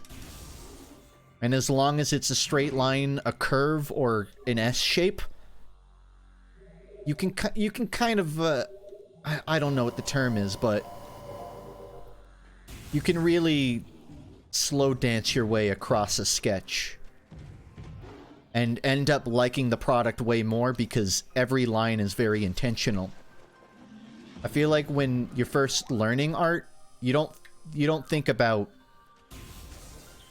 breaking up objects into multiple lines. You just think of drawing the object, and you don't really have a conception of, well, why would I think about each line I'm drawing? But it actually really makes sense. How often do you sketch? When I get into it, I'll burn through like 10 pages of my big notebook, just doodling. If I'm busy during a day with work or whatever, I'll still try to squeeze out 1 or 2 drawings, especially if I'm just like doing a practice drawing. I would say it's been it's at least been 2 or 3 months since I've gone. I haven't gone a day without drawing in at least like 2 or 3 months. Drawing something. But I think that helps that there's something I want to make that's just outside of my experience and preparedness level. So I always have a little generator of ideas to kick around. Like characters I want to finalize designs on, environments that I want to fully illustrate. I have a backlog of stuff I want to that I am comfortable redrawing in different ways. I feel like when you get to that point, it gets a bit more easy to always be drawing. Because when I first started, I was like, alright, I'll draw a character I like. I'll draw Lieutenant Hawkeye or Ginkgo from anime.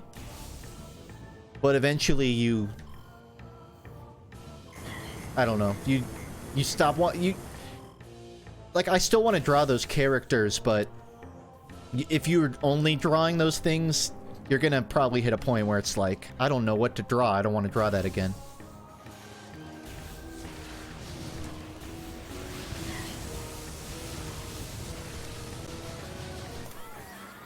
Damn. Okay, this time I'll actually check the map and find where a plasma door is, because I was kind of wandering.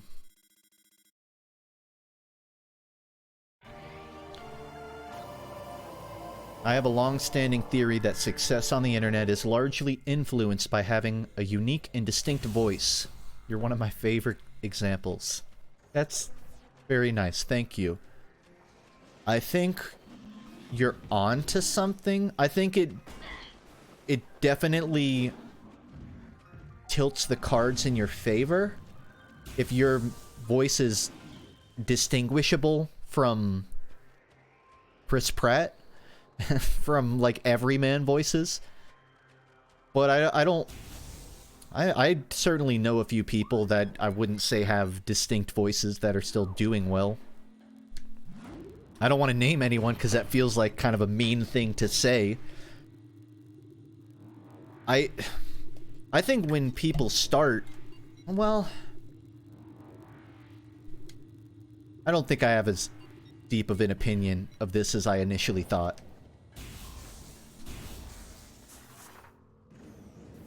I guess what I can say is some people have a distinct voice, but they never develop their cadence. So it can stagnate their growth. Like, there are plenty of people that have distinct voices that don't become successful just because they try to ride on the voice and not what they're actually saying. Which I thankfully never do.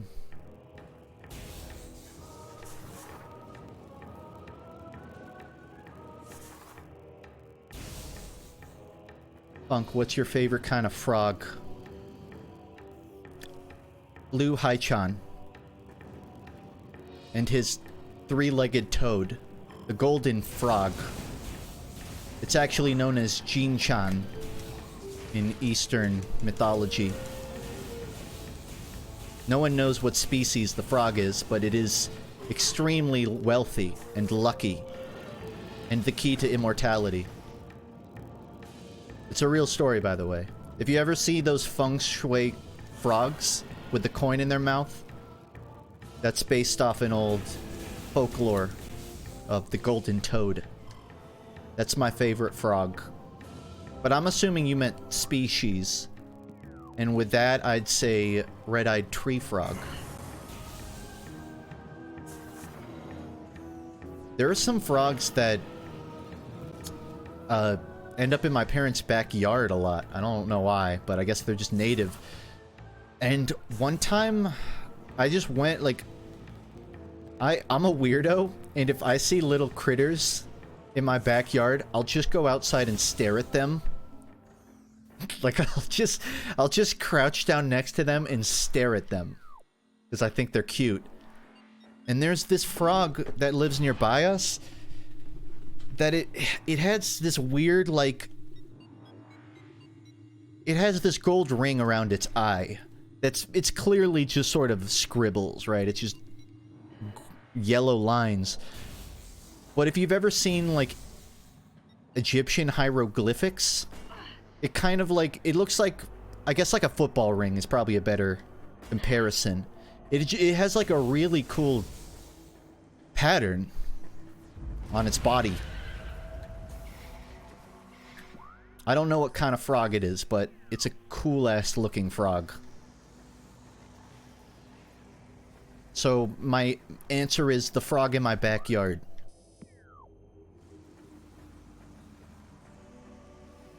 Funk, how much general knowledge do you have that allows you to have in-depth conversations about stuff like frogs? What?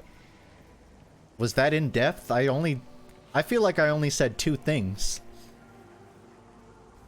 I'm a little biased on that subject because I play a frog in D&D.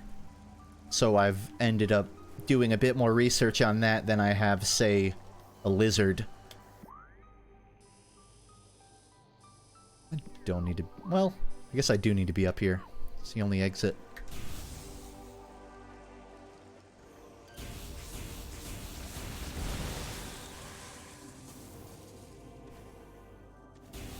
Most people don't have a favorite frog? Well, yeah, most people can't even imagine an apple rotating in their head.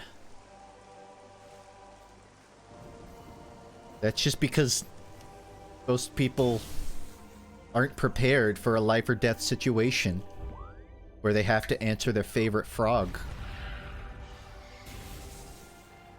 I didn't feel like that was a confusing statement either. It's called aphantasia.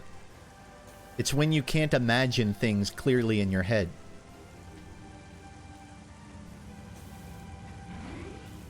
Some of my favorite memes are like, you've seen the image, right? Where it's like on a scale of 1 to 5, how well can you imagine the apple? And like the 1 is like a 2-dimensional sketch drawing, and 5 is a hyper-realistic apple that's spinning.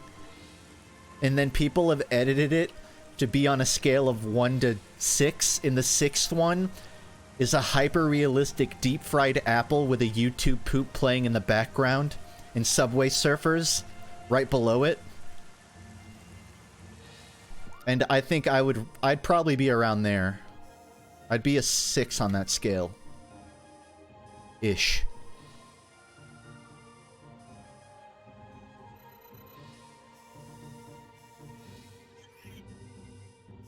So I'm looking for the purple doors that I can plasma. I think there's one in the... connected to the tree room. But Lord knows if I'll be able to find that. Nope. I was thinking of something else. There's one. I just need to get to Chotso Ruins, which is through the elevator I'm facing. Perfect.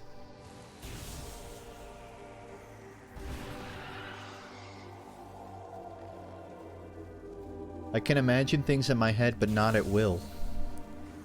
Not at will? I think that's just an intrusive thought.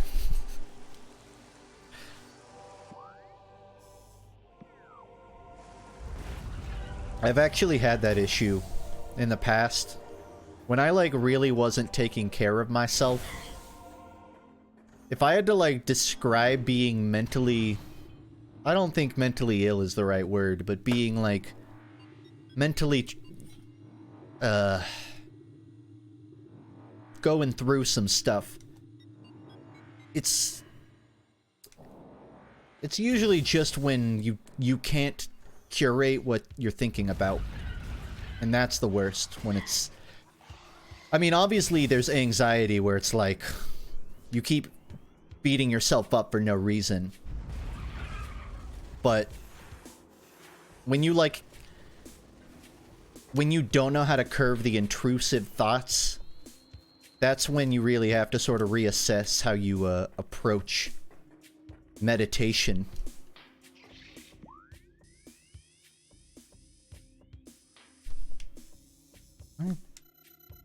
I am in Chotsa Ruins. I guess I'm on the wrong side of it. The problem is it only shows a purple room once you actually hover over it. But I am near. On my right.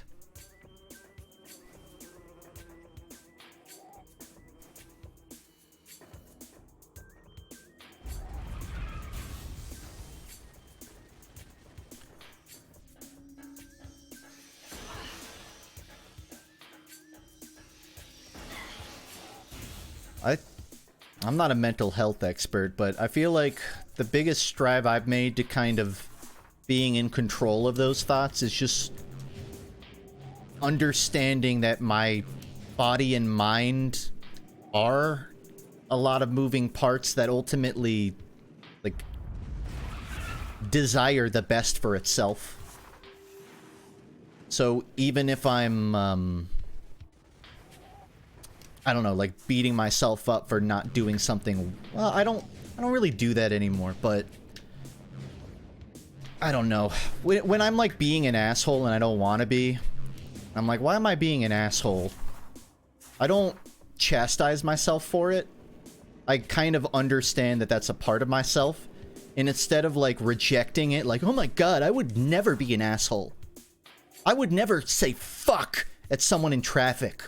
Instead of like rejecting that part of yourself, I kind of feel better when I just breathe and accept that on a human level, that's just sort of like wired into me. Because I think to a certain degree, self-sabotage can be instigated. It's not always out of your control. There are exceptions, but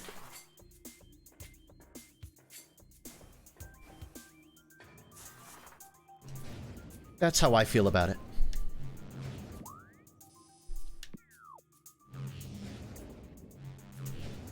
Holy shit, I'm old. 61 months? Well, how many years is that? 5... It's under 5. 48, 58, 59, 60. That's 5 years and a month. Damn, you are old. But so am I. And it's okay.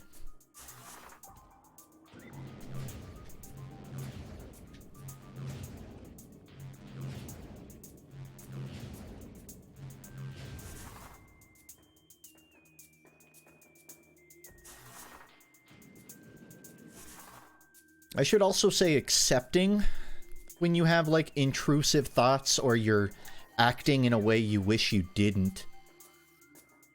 Accepting it doesn't mean like allowing it to happen or being okay with it happening. It's at that point it's about following the thread back to, well, why did I think like that in the first place? If you really want to like break down your id and ego to a very like simple level, you need to understand like what causes you to feel certain ways. Because if you don't know why you feel a certain way, of course you're gonna keep getting mad at that thing that you don't even understand why it makes you mad. Okay, I need to go up the wall.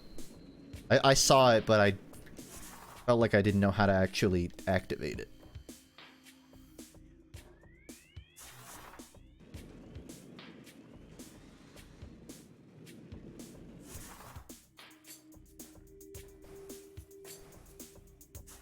I'm only turning 20 next year and I don't feel like an adult yet. Do you want the honest answer? Because it's a little mean. You're not really an adult yet. You are in certain ways. In terms of like morality. You're at like an 80%. You should understand. You might not understand everything that makes you, that is like selfish or not selfish, but you understand that like if you tell someone you'll like help them move a couch and then you don't show up to help them move a couch, you understand the consequences of that. You understand like someone is left to move a couch on their own. Something that like a 14-year-old might struggle to really, maybe not 14, but like a tween doesn't totally understand yet things outside of their reality.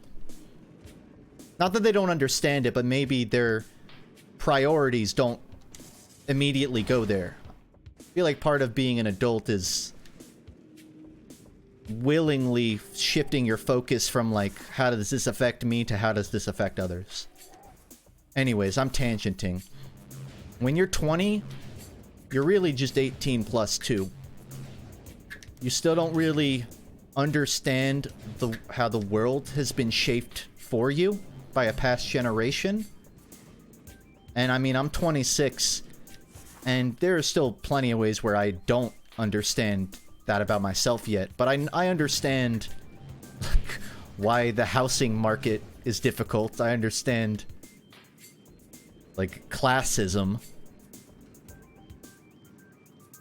And I feel like 20 to 24, you're gonna feel like a dumbass from 20 to 24.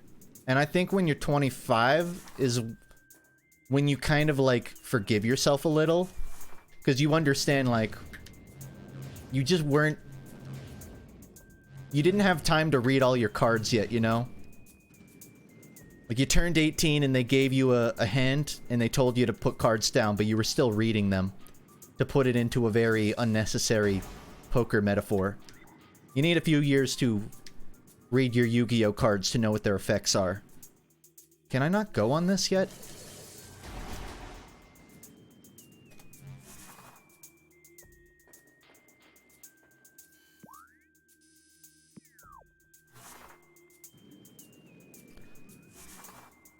It's weird because when I beat the boss before the last boss, it dropped me into a hole with that thing.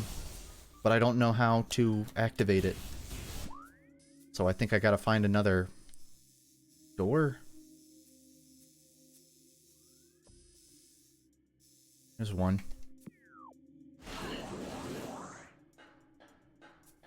Probably just shouldn't be here yet.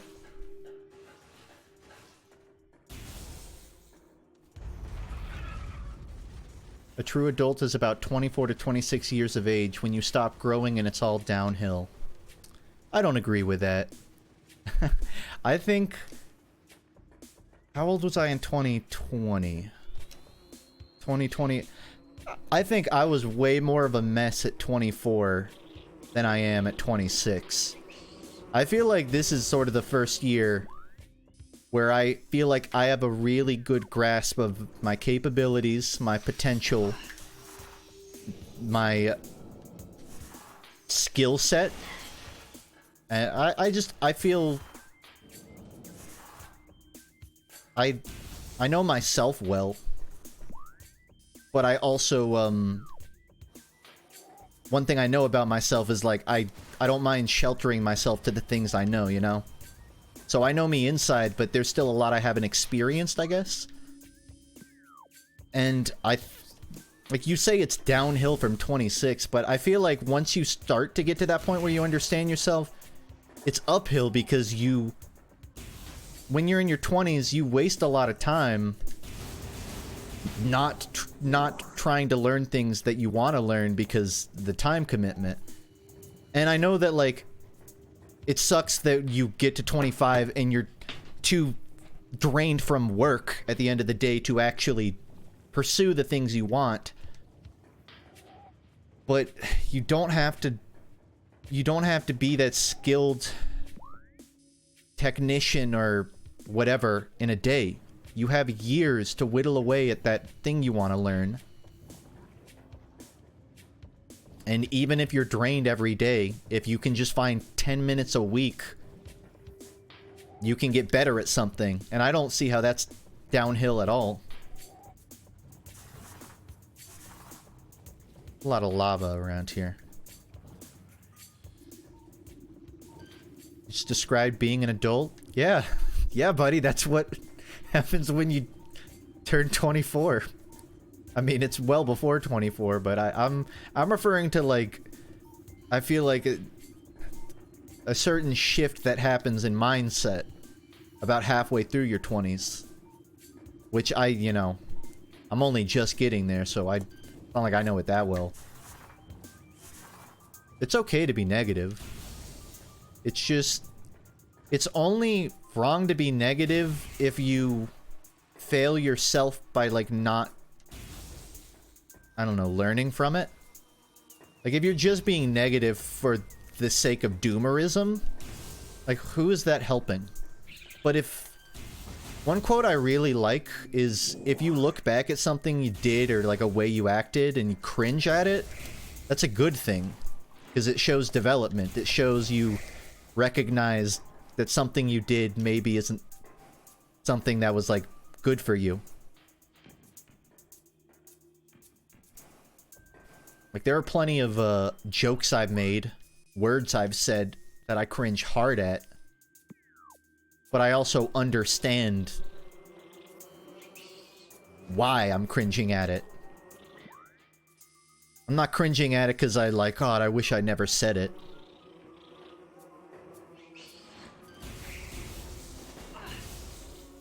I'm not making any progress.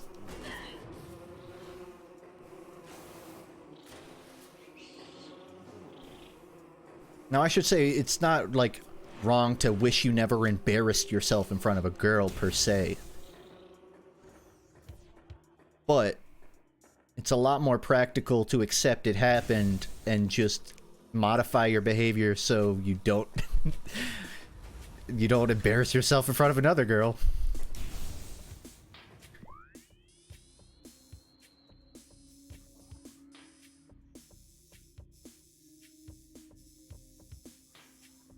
I wonder if someone's turned this into a breakbeat song.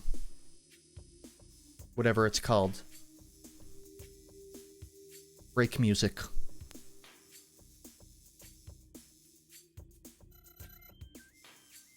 Live and learn. Yeah.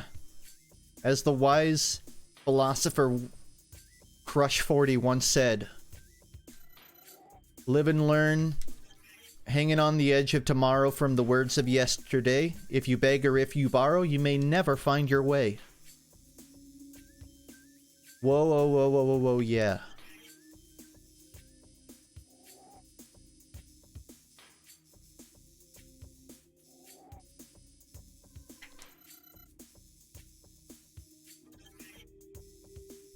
This is the part of the stream where I scour the entire map for where to go.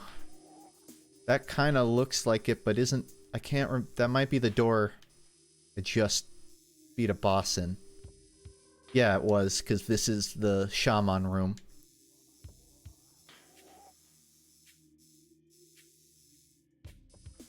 Guess that could be good. Ice West. Alright. Going back to ice.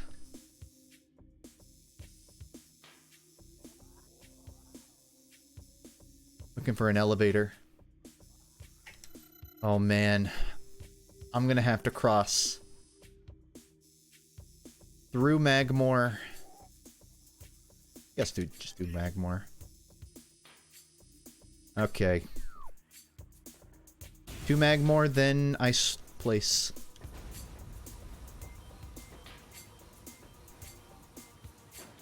Does Metroid Prime 2 or 3 have fast travel?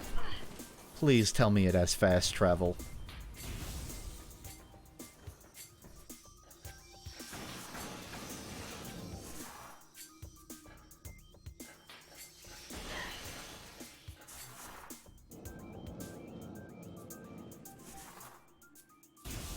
Any advice on getting better at socializing? Nothing I could say without sounding like a hypocrite. I will say, I mean, I don't know if I have it, like, there are things that I feel that I don't know how to ascribe into words for someone younger than me. I've spent a lot of years of my life getting messages from people and then responding 2 weeks later and then feeling terrible about it.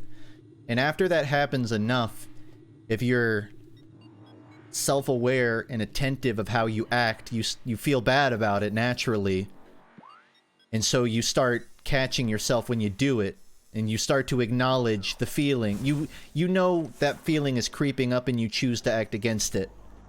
Like, my friend messaged me, I don't want to have a conversation right now, but I don't want to leave them hanging.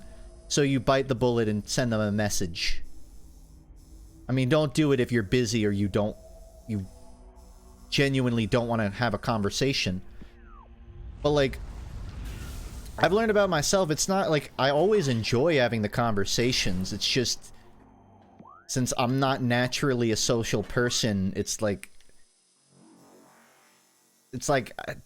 having to rev the lawnmower 4 times before the engine starts. Eventually, you just learn to mow it. You learn to rev it hard on the first try. Does that make any sense? Is anything I'm making any sense? Just be aware of who you are. Just know when you're making the active decision of you know that you should respond to something but you choose not to. Just consider, like, how many days am I gonna go letting this to-do list in the back of my head fill up? Am I gonna let this to-do list of all the people I want to respond to pile up? Or am I just gonna clear it out as it happens? That way there no list forms. Because I found it's actually less effort to respond to things quickly, because then you don't end up with 20 things you gotta knock out in one day. That doesn't mean it's also okay to take time, end up with 20 things you need to do, and then just knock out all the ones you can in one day. Because I do feel good whenever I know I've got 2 friends I haven't talked to waiting on a response, and I respond to both of them in a day. It's silly that I let that happen, but yeah, just know yourself. Don't make excuses for yourself. If you're not gonna respond, just accept it. But don't try to justify it to yourself.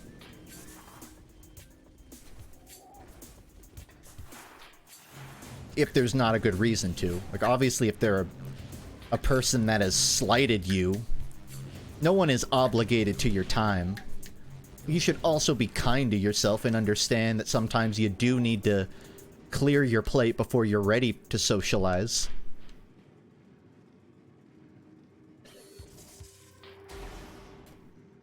I know there's like... I think there's a power-up that makes her sort of clamp onto the wall like a magnet, and that's what I need to go get.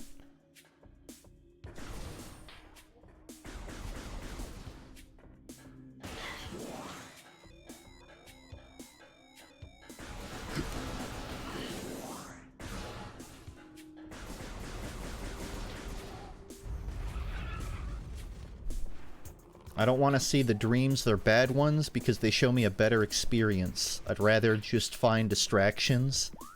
That was very abstract, my friend. But spiritually, I do feel you.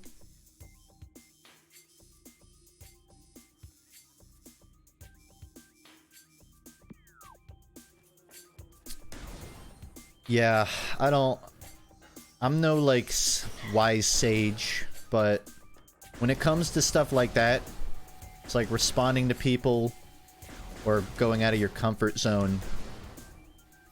I think it's... I hate to say it, it's to live in the present kind of thing.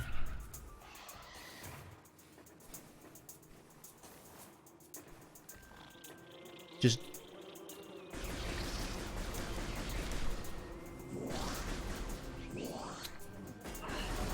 Ooh.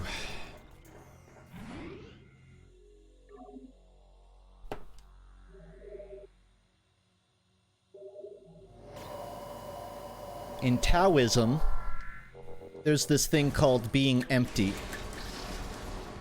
And it's often a very confusing philosophy. Of like, wait, I should empty myself? What does that mean? But it doesn't mean, like, be devoid of emotion, or detach yourself from all, you know, belongings that tether you to the real world. It just means don't let yourself fill up with needless distractions and things you're putting off. Don't... Because when you put off something, it's living rent-free in your head, like it or not.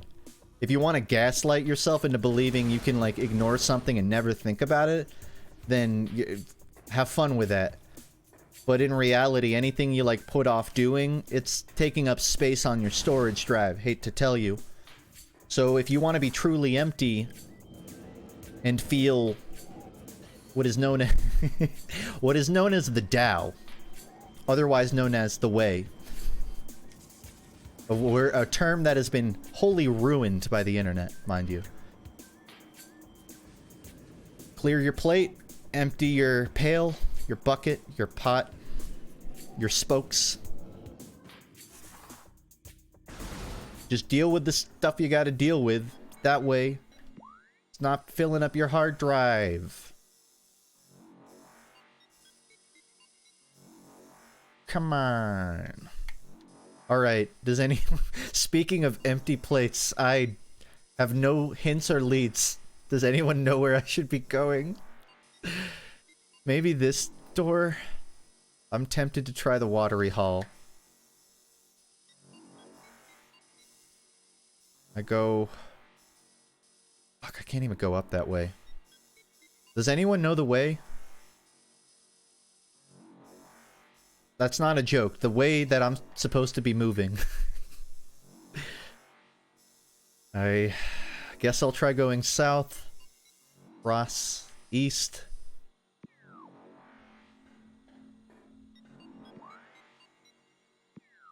They got me real fucked up. That there's a compass on the mini-map, but not on the mini-map. The minier map. Empty your mind and the path will show itself. Thanks. You felt real good about that one, didn't you?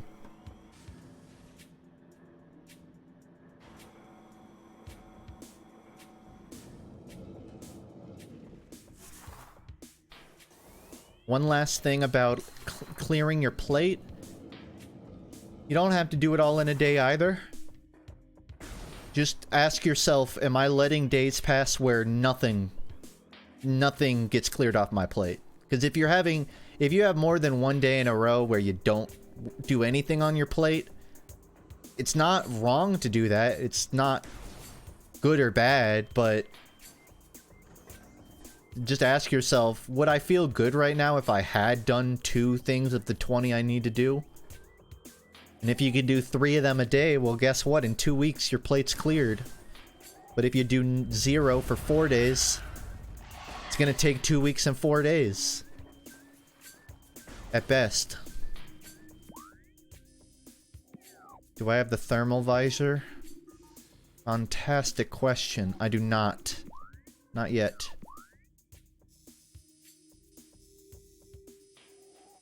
There's another but that's... I can't get to that one. That's like the Tony Hawk room. So I have to... Oh boy, it's a long way. Yo, you ever read Junji Ito? Nah, bro, you got a recommendation? You got a favorite book?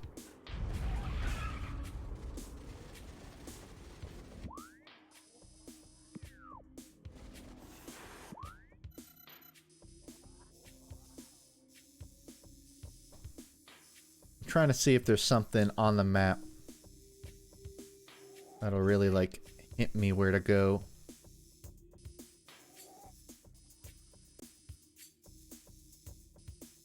I don't think there's any purples down in lava room. Okay, whatever. After collecting the wave beam in Metroid Prime Remaster, players should backtrack to the FUNKe shorelines and utilize its save station. Once a save has been made, fans should use their space jump boots to quickly reach and enter the door leading to the ice ruins west. FUNKe shorelines. I don't even have that. Unless that's the name of a literal space. It is. FUNKe shorelines. Oh. Oh! I know. I know exactly where I gotta go. Okay, thank you. Okay, I gotta go to Magma, and then probably FUNKe.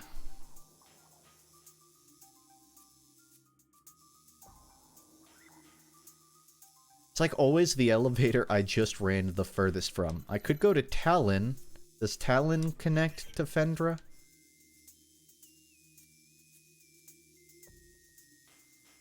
Not at all.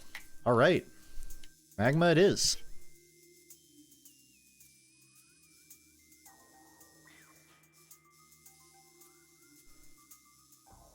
Someone's probably scrolling the VOD trying to get to me playing the gameplay, and all they're finding is me looking around the minimap. I'm so sorry. Okay, I'm looking straight at Magmore. I just have to go in a straight line. It's a dead end. Fuck, is it? I'm looking at that door.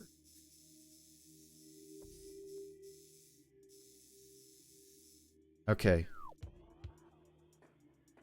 I just have to go up here. Nope. I just have to go down here.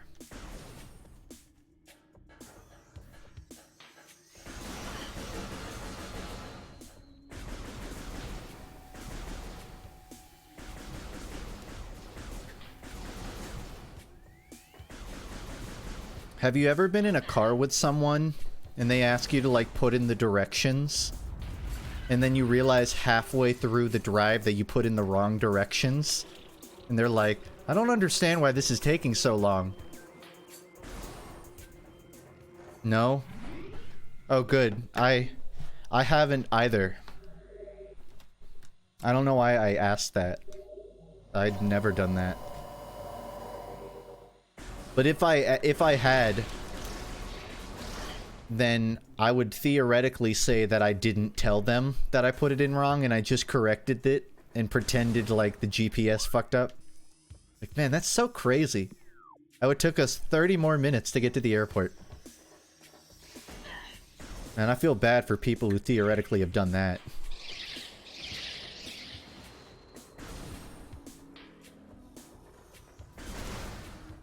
Aimbot. Okay. Yep. This is the one.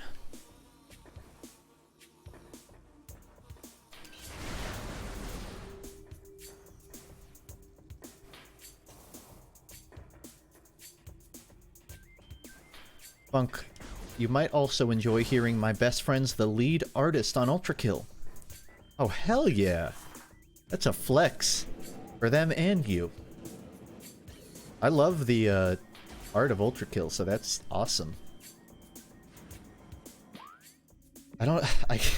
It's become instinctive for me to check the minimap even though I know where I'm going.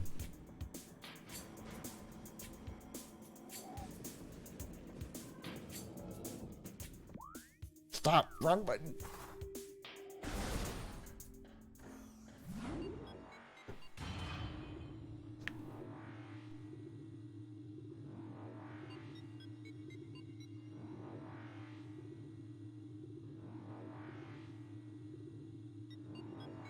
I'm also like a chimp brain that cannot navigate without a GPS, which is really fun when I have to listen to my family describe highway names and streets to turn on for 4 minutes just for me to say, give me the address at the end of their speaking.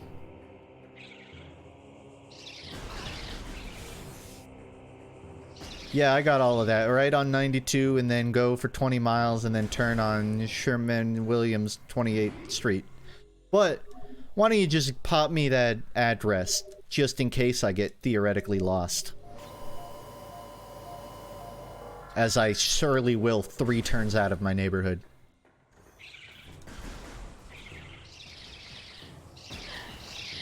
GPS is good now.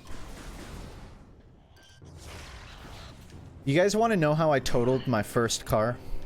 Like, totaled it. I think it was undrivable. I think me and my dad fixed it afterwards. But it was essentially totaled. I was getting sent... I was like an intern at the time at this office place. And they sent me to pick up sandwiches. And you know how they wanted me to get there? They printed out MapQuest directions and gave me like 3 sheets of paper describing turn by turn how to get to my destination. And while I was driving there, I looked at my phone and didn't stop my car, and I rear-ended and totaled my fucking car. It was not the MapQuest directions, believe it or not, that made me wreck. But The real interesting part of that story is that I had to print out map directions. Pretty crazy, right? I don't think any of that would have happened if I had a GPS to stare at on my phone. Wouldn't have been texting. Oh yeah, thanks, game. I already figured it out. No help. No thanks to you. Not you, Twitch chat. I'm speaking to the game that can't hear me.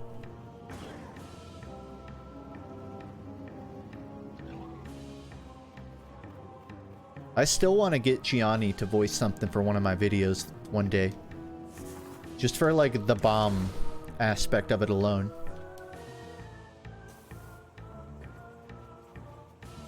Gianni is also voicing a couple characters in Madness Project Nexus, and hearing he voiced a character in Ultra Kill was reminded of the Movement Shooters video. Yeah, it's funny like that.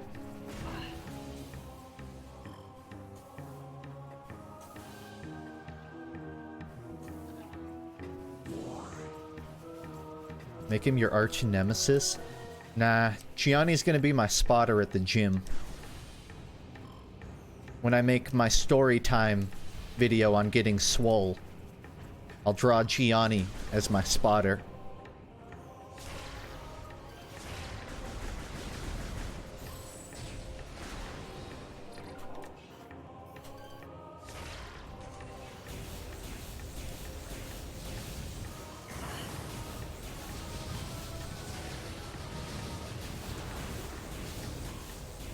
I don't even think I need to clear this room, because I'm going right there. Actually, this room is annoying to walk through without killing stuff.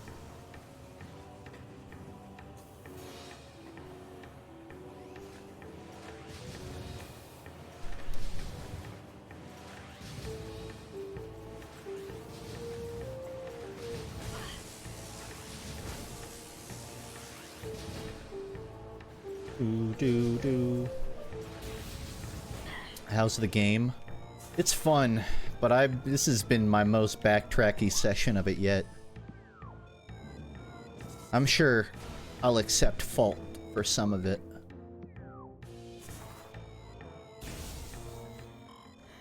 And I think I'm just now getting back, so I'm no longer doing that. If you suddenly lose all your subscribers, how long until you resort to OnlyFans? I don't think there is. I know that I don't think I can make a lot of money off of bomb smut. Maybe if I added some fur, I'd be rolling in dough, but for bombs, there's not really a big market.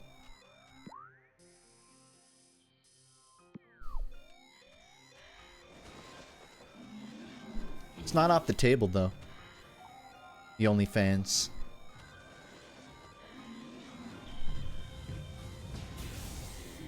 It's glued to the table, and the table's been thrown in a dumpster, but it's not off the table.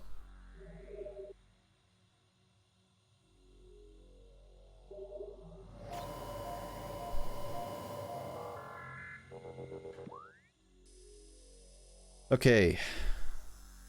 Time to figure out why the hell I'm here. I'm supposed to go to Shorelines. I can't remember where the... he told... I think Ice Ruins West is where I'm looking for. So, the area above the save point. Oh, he's just bathing in snow. I don't want to hurt him.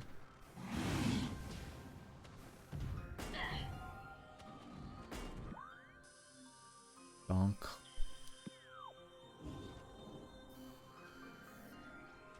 What? How the fuck?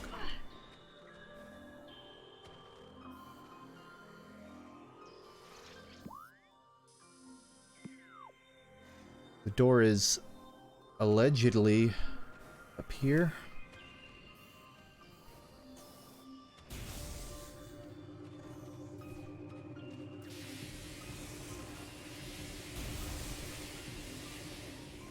Yeah, that's the door I'm looking for right there.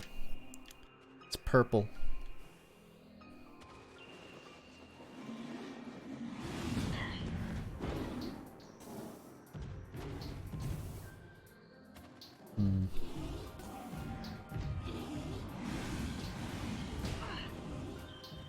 Are there any crazy jumps in the Prime speed run? One's inbounds. Because this really feels like a game where you should be able to jump on a lot of geometry, but it's all ramps.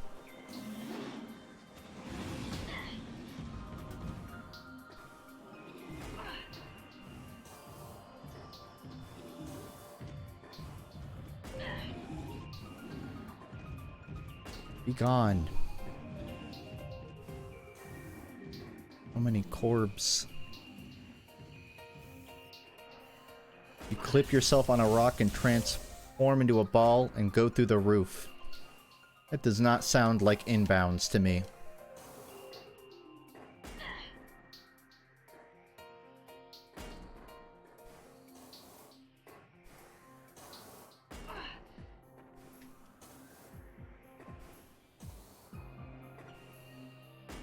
I know I can't go. I'm trying to jump to, like, see the purple door. Just to have an idea of where I am.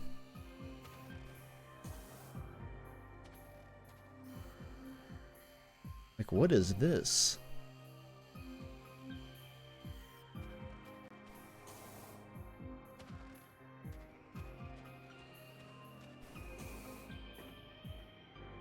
Gotta get up there. To get up there, I gotta get up there.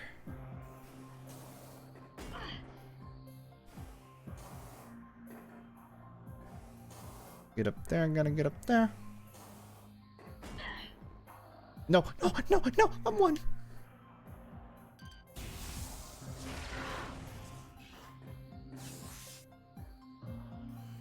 Alright, I tried to pacifist the crabsophists, but it's too late. They must go.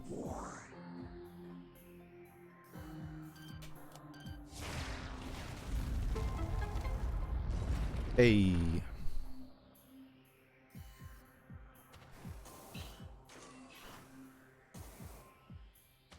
Oh.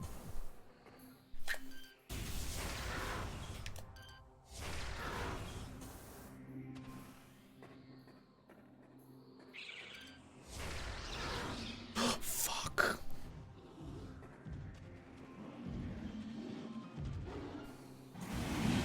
Darn it.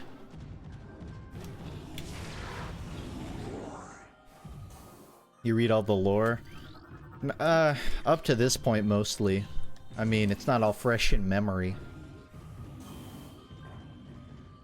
I know that the Chorizo ruins were once not ruins, but then they were ruined, and now everything is snowy.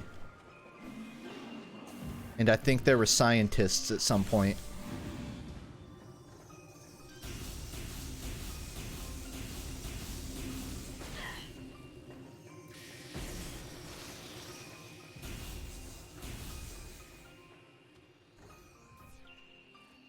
I think it'd be strange if they started as ruins.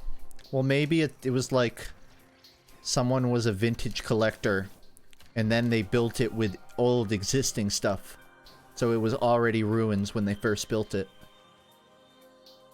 My oldest brother and my sister-in-law were moving, and I offered to help them move, like all the boxes. And the thing is, my sister-in-law is like a vintage collector. I don't know what the word is, but like she'll buy doors from like 1940 just because they look cool. And hearing my brother talk about it is so fucking funny. Because we'll be like filling up the moving truck and she'll be like, don't scratch up the old broken fucking crushed doors. And I'll ask my brother like, aren't they already destroyed? They're already vintage. Why? What would the issue be if they were more destroyed? And he says it's collector's value, apparently. There's like a word for it. She said there's like a word for when you don't want to damage vintage objects, but I don't know what the word was. Anyways, that was like half the move. It's like things that were very clearly like rusty and like the paint was crusting off, but we had to be careful and like bubble wrap everything so it didn't continue to do that thing it's been doing for 40 years.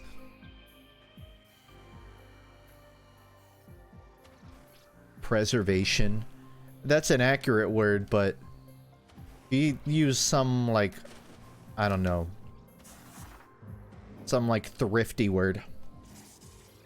Patina? I think it's patina. That kind of sounds like it. Can you describe patina to me?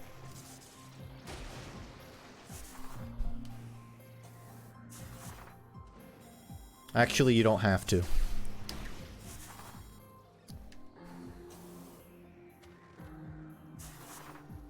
It's the outermost protective layer. Yeah, it was something along those lines. This is definitely a new room, and I know that I have to raise the water level. But I can't yet. And I don't know really what I'm missing. But I don't think I can do anything.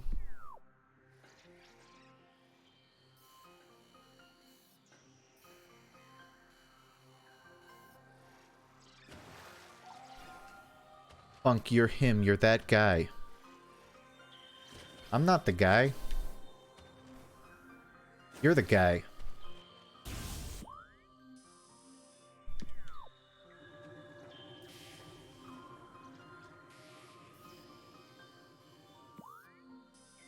Can't we all be the guy?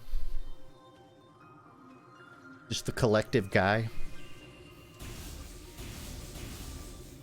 And that guy's name? John. John Humanity.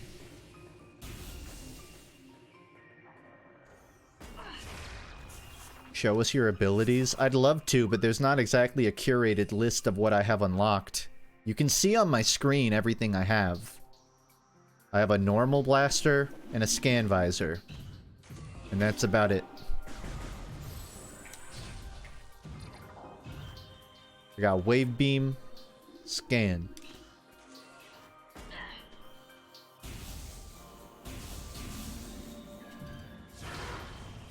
The other menu?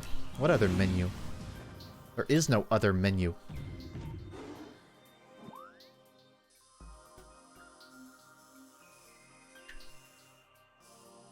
I do see a little crevice there. Is that what the M stands for? Another M? That's a good one. I mean, the walkthrough apparently did say to go to shorelines, so definitely in the right area. Actually, the game told me where to go. I feel bad for ignoring it now. What? No, it's telling me the room that I don't know how to clear. The H. I'll walk through one more time.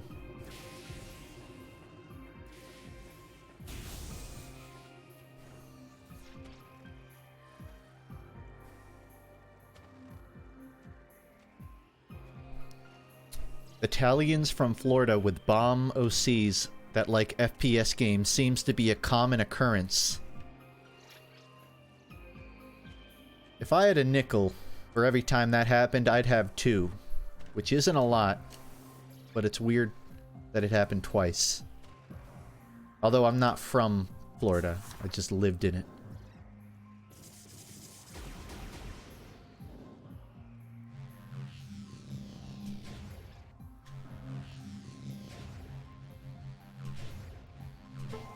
Oh my god! Oh my Metroid, oh my other G. That's why I haven't been progressing. I forgot about my fucking ball boost. I've been blue balling myself by not blue balling myself. That also explains why I couldn't get across that bridge in the magma. Man, it all just came together like a puzzle piss. Oh my god! No! Don't tell me. Don't fucking tell me. I'm gonna close the game right now. Okay.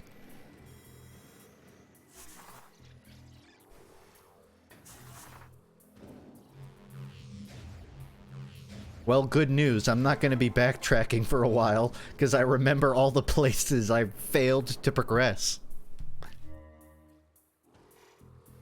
I'm gonna, in the VOD of this on FUNKe VODs, I'm gonna have a chapter that goes right to here.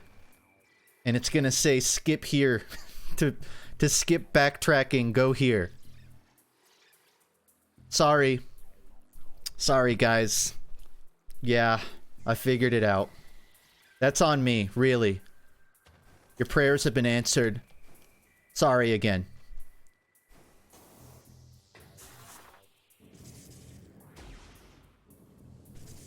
There was no reward for skipping.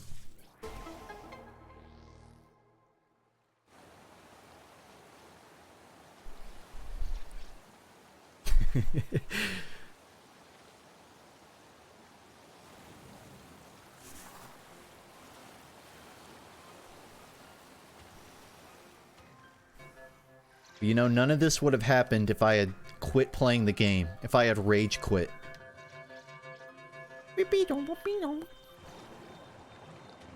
And I didn't. I didn't rage quit.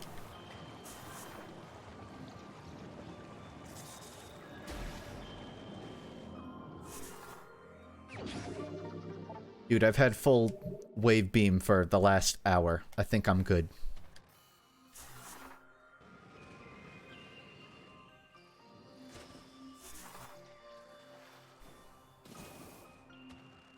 Is this thing still down? Okay.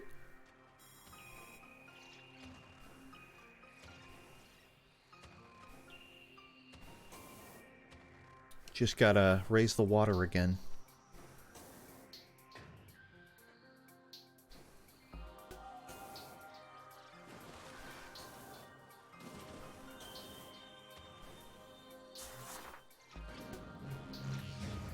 Nope.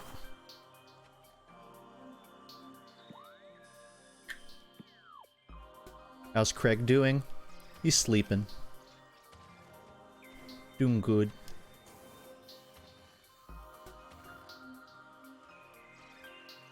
Okay. I'm understanding now. The ball cups are one-time use. And this raises the water.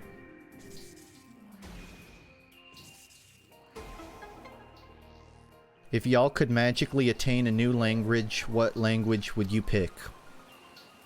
I would choose the language of love.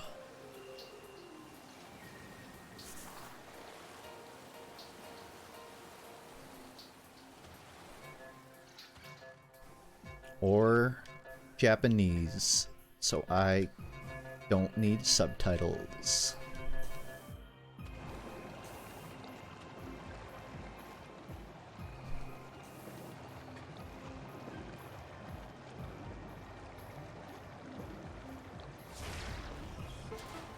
Can anyone vouch for Duolingo?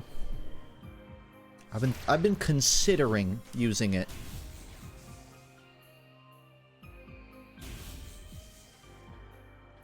Yes, it's good. Alright, that's all I needed. I'm sold.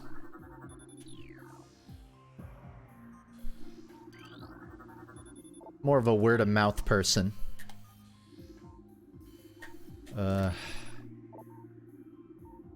I know I need to, like, destroy that thing, but I don't think I have... I don't have the huevos to break it open yet.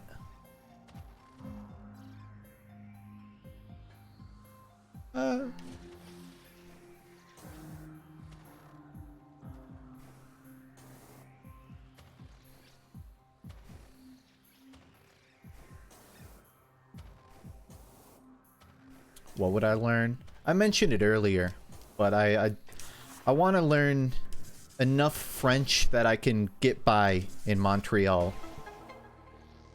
I'd like to be able to have a conversation and place an order for food, and if I can do that much,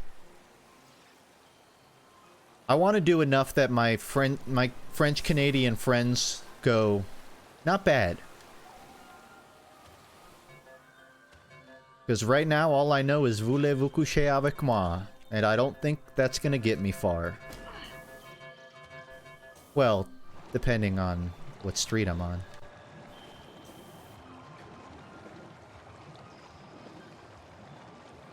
Never know.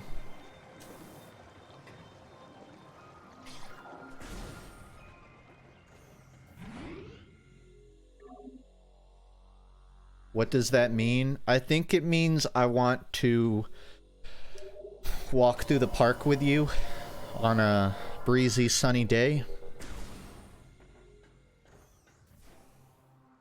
Platonically.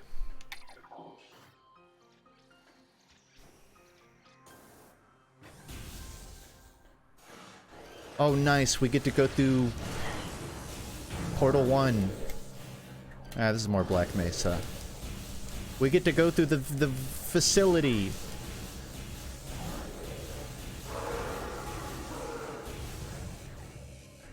This reminds me of video game.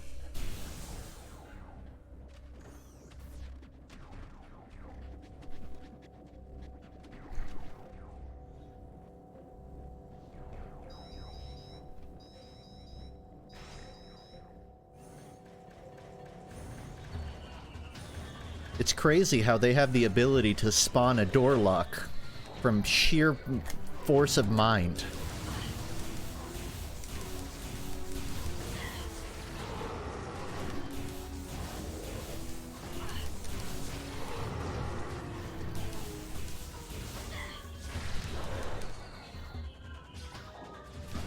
Should probably conserve those missiles. Because I recall there being some real rushy stuff up there.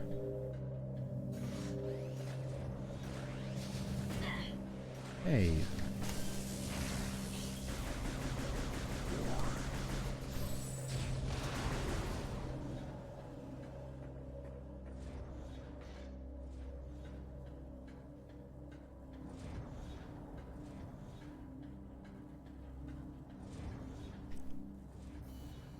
This area looks pretty nice in the remaster. I mean, it's not that different, but the floors are cool.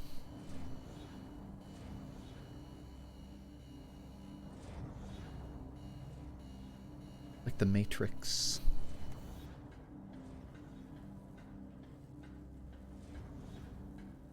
You can actually make out the chain link fence now.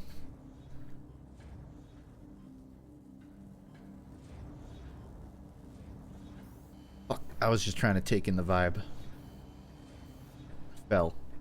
Lovely smoke, though. I guess that was already there.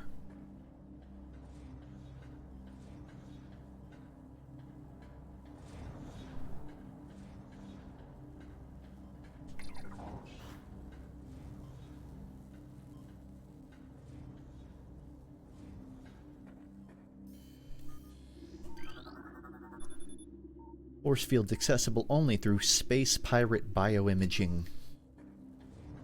Space pirates? I think I know where I am now.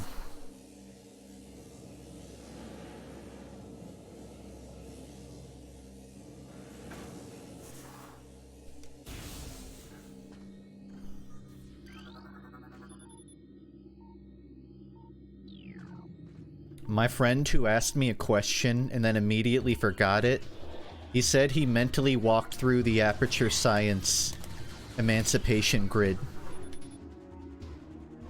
Which I feel like it is the most accurate description of walking through a door and forgetting what you were thinking about ever. Walking through the emancipation grid of your mind. Stasis tank operational, but empty. Like my mind.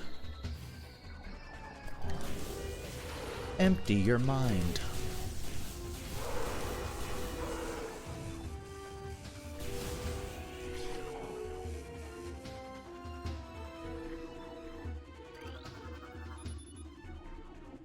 Decreased vital signs. Cold damping appears stable.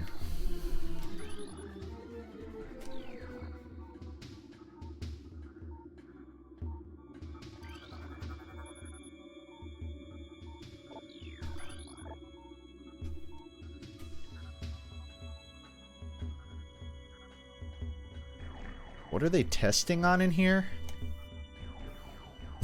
They remastered it, but the test tubes are still solid blocks of ice, I guess. What are they testing it on a CPU water cooler?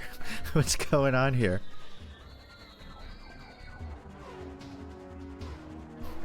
This is where they carved the marble statues.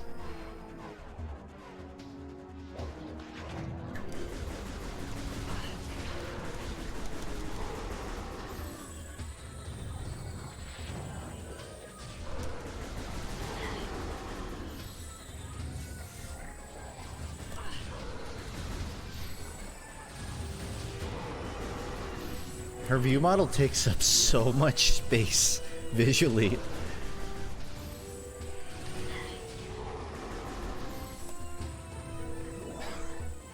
Didn't it originally have sway?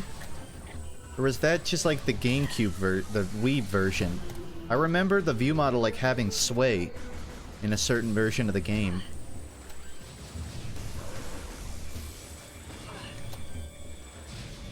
Probably thinking of the Wii controls.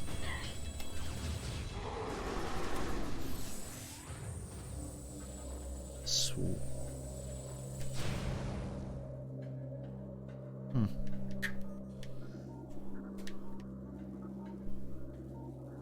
It does a bit here. I haven't noticed it, but I'm also on classic control, so I guess it's just going pure GameCube. Did I miss a health thing?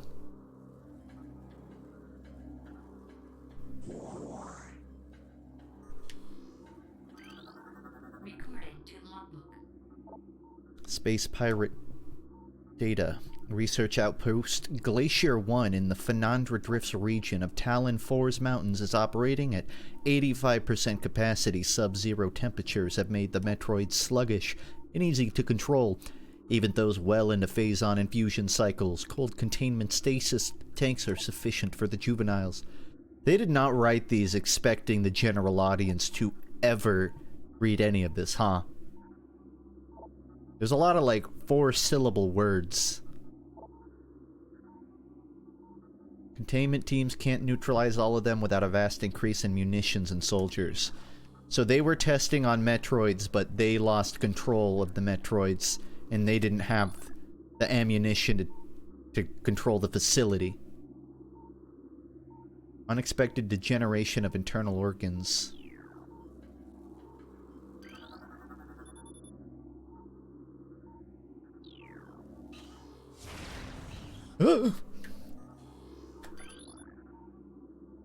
Optimal absorption mutation has led to unexpected degeneration. That I just read that.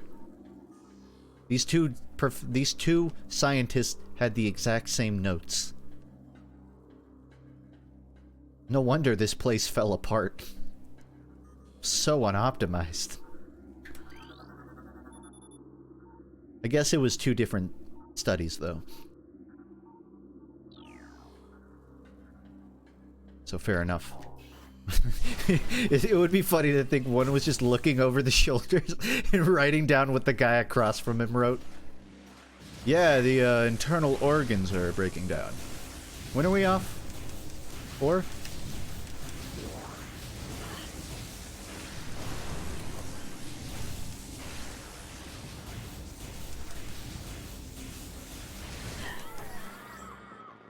I deserve that. I was really flying off. I was really I don't have an idiom. I was playing bad. I'm really bad at Metroid Prime Remaster. For the Switch.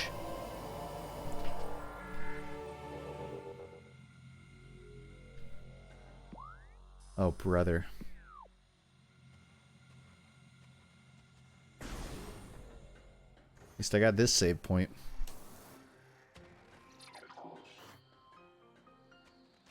Where's VTuber? Oh no. I'm an up-and-coming hand tuber.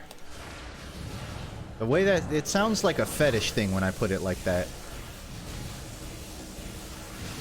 But I mean, if it works. Well, I mean, to be honest, VTubing is kind of a fetish thing too. I tried looking on one of those YouTube channels about VTubing stuff. And like, it was like a compilation of like a dozen or I don't know if it was one of those groups, but it was all anime girls all speaking about like very not so subtly sex jokes, which, you know, more power to them. I'm not dissing them for that. I'm just saying subjectively it kind of seems like fetish stuff. I do have a few friends that VTube, and I know it is a fun visual addition to a stream. It's not just a fetish thing. But like 80, you have to admit 70% of it has to be at least a little bit.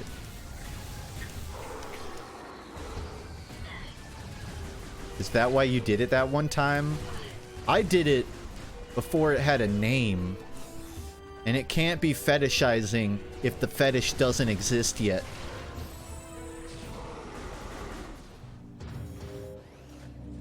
They call me a fetish. What's the name of people that go to the moon? Astronaut. I'm a fetish astronaut. Going where no fetishist has ever gone before. Unknown ventures.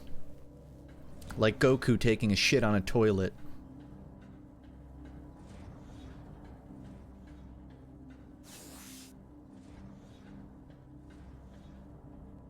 Ow.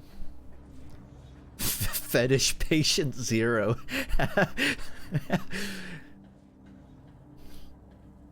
That would make like a great death metal band name. Fetish patient 0.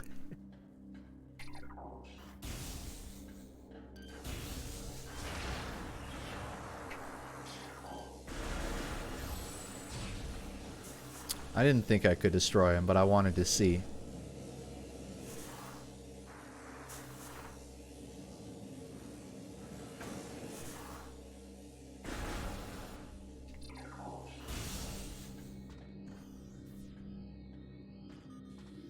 The hard part is there's not really a save point in this building, I don't think. At least I haven't reached one yet.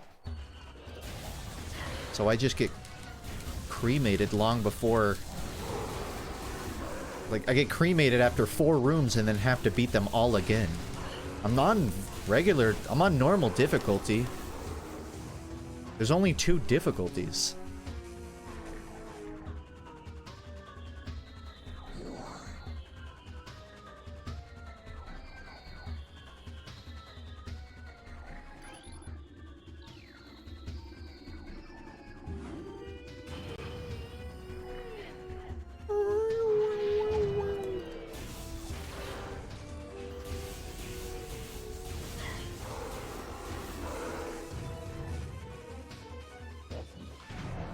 I can't believe I forgot what astronauts are. Moon people. But to be fair, when's the last time we went to the moon? We kind of just did that a few times and then stopped. You blame me for forgetting? I don't even think astronauts exist anymore.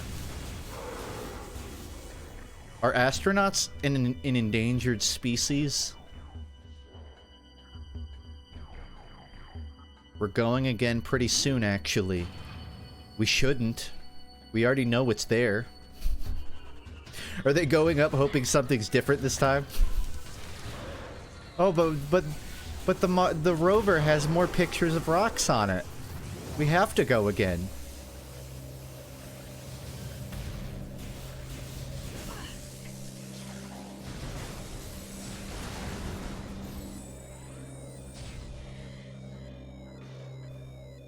Yeah, but the ISS isn't the moon. There's like always people on the ISS. I get why we're on the ISS. You're gonna study the effects of being in space prolonged, then sure. Also, dude, I need health.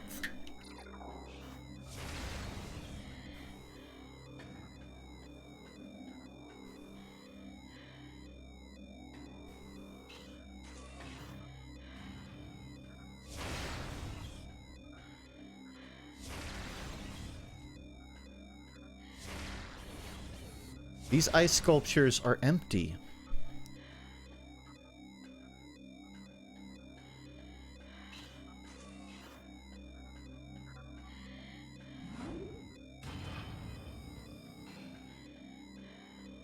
There's a joke in my concept albums video. I don't usually talk myself up, but I think it was the most five-dimensional joke. I felt like it was very layered, and I don't think anyone ever got it. There wasn't a single comment acknowledging a specific joke in that video. And it's hard to explain because it's just so layered. Okay? You say okay in my chat as if you don't want to hear the joke. Like you're just sort of encouraging me to finish my sentence and move on. Okay. Yeah, okay. I just wanted you to know that. Okay. It's like the... Ugh.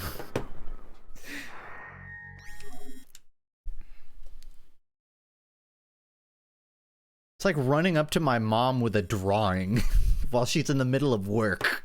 Okay.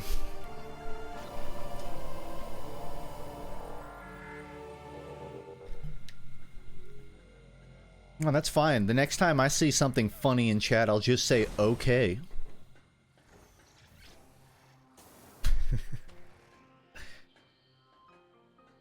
I'm gonna explain the joke anyways.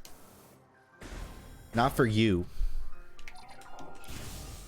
Okay, so in the video, right after I play that song at the beginning of it, I say the song is in the part of the album where the main character has sex with a secondary character and they have a baby in space. And then I say, I don't remember exactly, but the gist of the joke is, I haven't figured out how to explain them having a baby in space, but that's something for NASA and Pitchfork to collaborate on. And if you've ever researched space travel, you know that theoretically we aren't sure if it's possible to have a baby in space because of the change in gravity, and we don't know what effect that would have on a pregnancy. So it's purely hypothetical that you could ever have a baby in space. So were I to make a concept album where one of the characters had a baby in space, it would require both NASA to verify the facts of the reference and Pitchfork to verify the quality of the music and rate it. And that is my most layered joke. It's one of the jokes I only write for myself.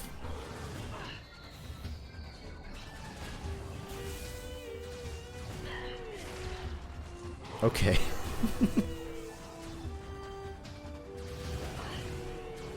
I thought it was a joke about how you didn't know what sex was. Well, yeah, that's how layered it is. Who said it wasn't?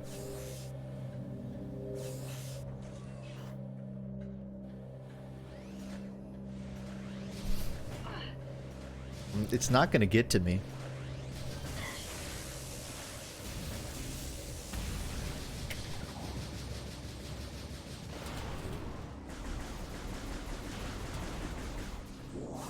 You think it gets under my skin, but it doesn't.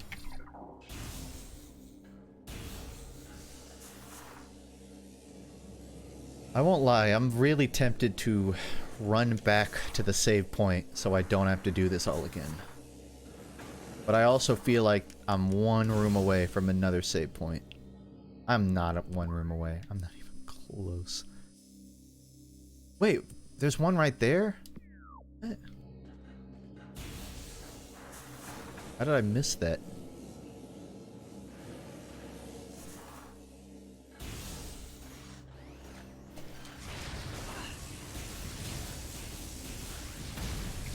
You know, the worst part is, now, anytime I'm just speaking out loud without necessarily a point to make, I'm just like narrating, my mind autocorrects to just going, okay, to myself. Like, okay. No one needs to know that I'm going to a save room.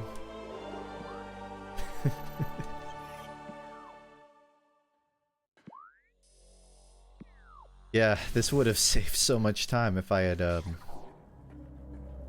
that.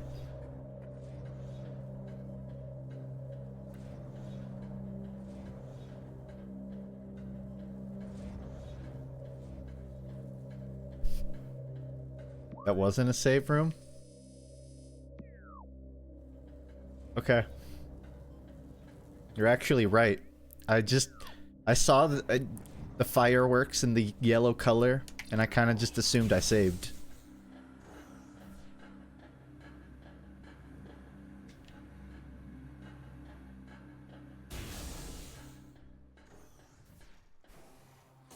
Oh, it is this one. I guess it's just closer than I thought.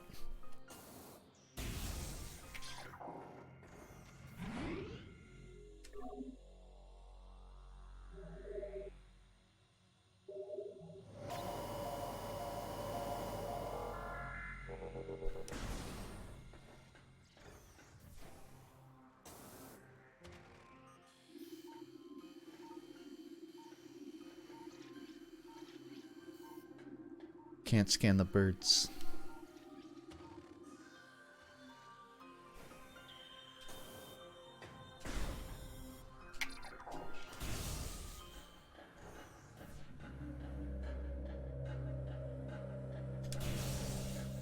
Do you think there's a VTuber but just for feet? Like they have a tracker under their table. I'm just like imagining like someone stuck in the ceiling of their stream with their legs dangling out the top of it. And they're just like flailing around. Every time they get shot in game, their legs just flail around like a Gmod ragdoll. I asked theoretically, but that has to exist. There's a VTuber for everything. Yeah. I haven't seen it yet. But then again,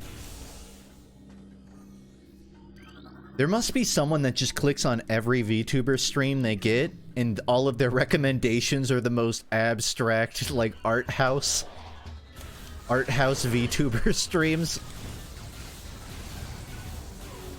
Like, at that point, it just has to be... It's not even humanoid. It must just be...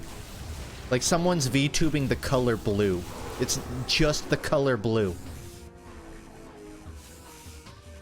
And its head flaps around like a South Park Canadian. Or it doesn't even flap, it just gyrates. It oscillates. The edges of the blue color just sort of vibrate. Like the postmodern VTuber stream.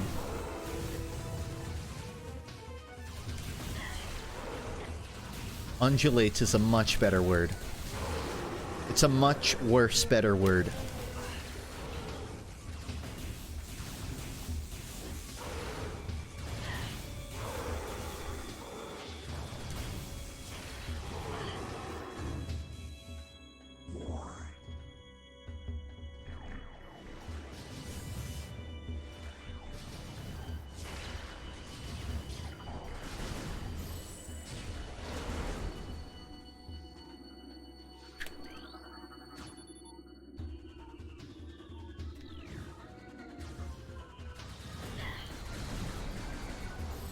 You know what we need after VTubing's so out. We need QRSTUVW tuber streaming. That joke was not worth reciting the alphabet to figure out in hindsight.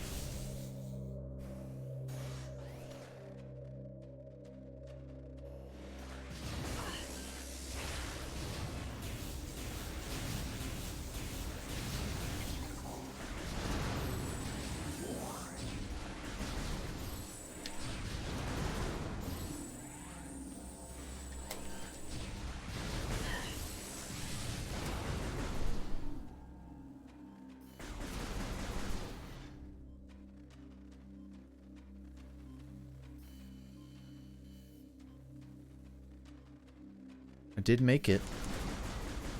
But even if I didn't, I did save.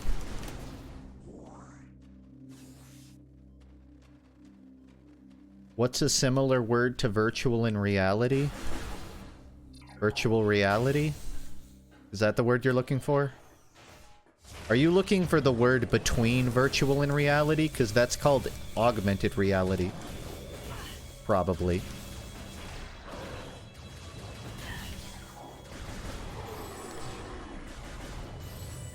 Synthetic.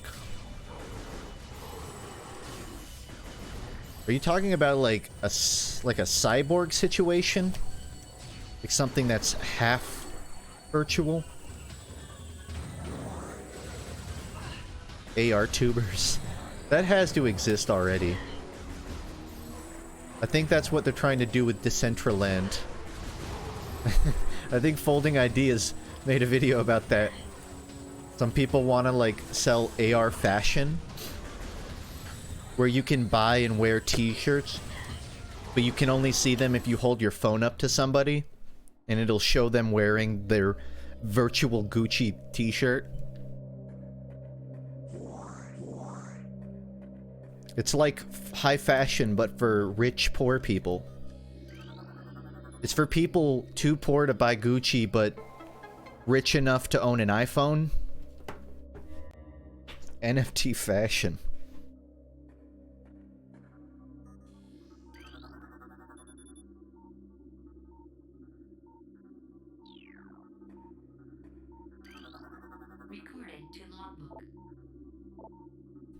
Scans of the spiral sector detected a massive energy spike emanating from a Wanderer-class planet identified as Talon 4 Scout. Reconnaissance was immediately dispatched to the center of the spike, a landmass at heading mark number, returning with planetary samples and atmospheric imaging.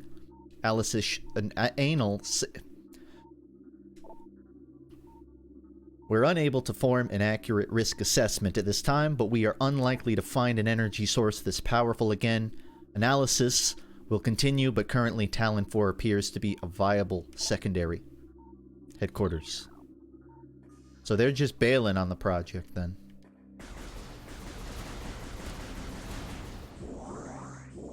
We just need you to run a few tests, Gordon. Walk up to the machine. Getting some unusual readings here. Probably nothing to worry about.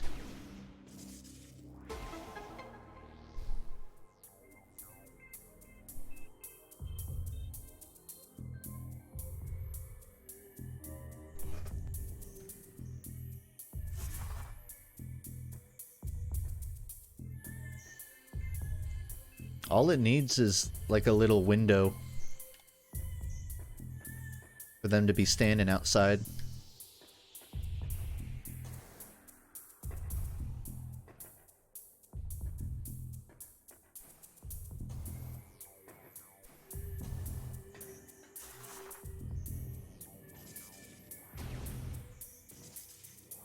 I was gonna say it must be a reference, but even this room in Half-Life must be a reference to like actual generator rooms.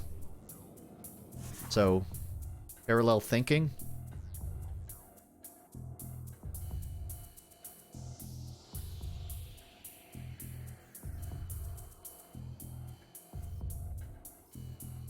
FNAF movie in October?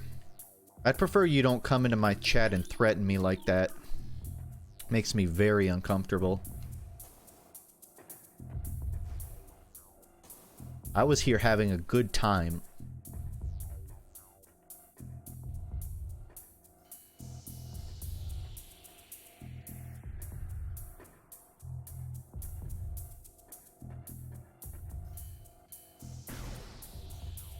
All within acceptable parameters.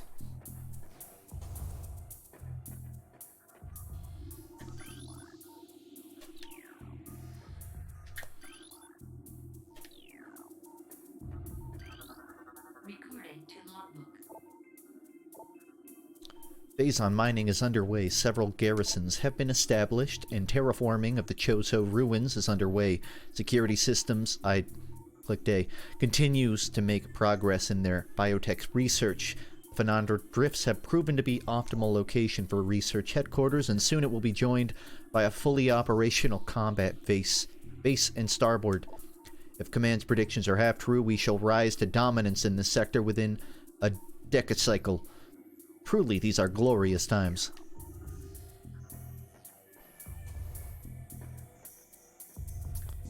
The name of that dude from Doom 16 is Samuel Hayden, right? The robot you fight?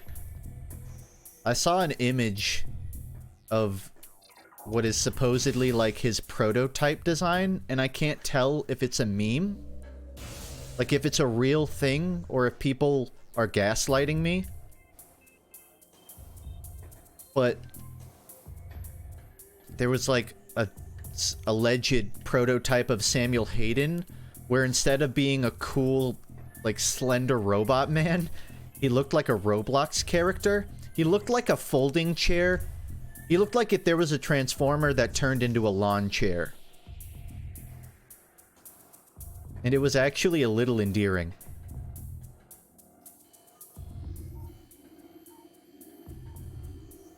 It's real? Oh my god, that's amazing. I kind of wish it stuck.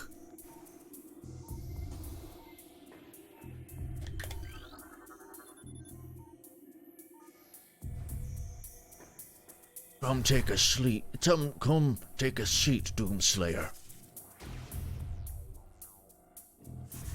You've been running around so much.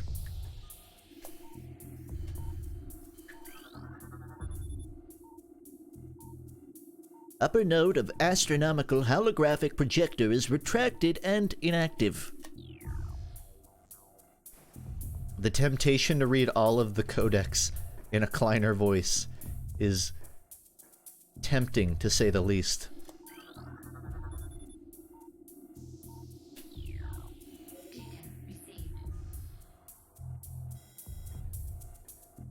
Communique? I don't even know what that word means. Communique? Community? Is it like a break room? Okay. I can't progress until I get up there. And I'm guessing I need to, like, move one of these down.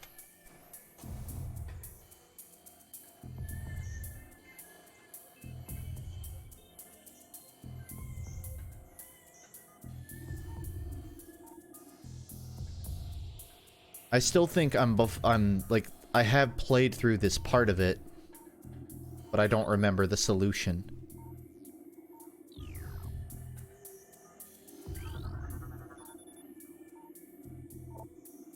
Use the spinners at the base of the projector to move the arms into place. Oh, yeah.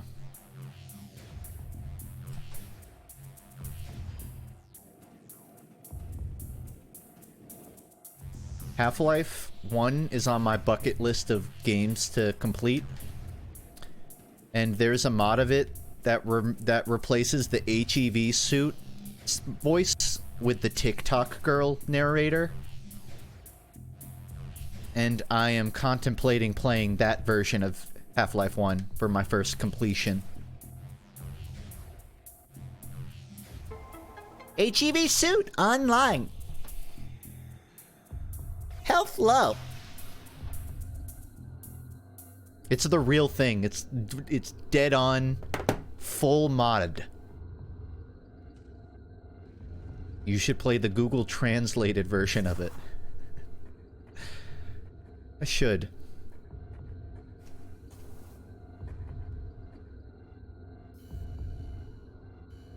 Did I get all of them?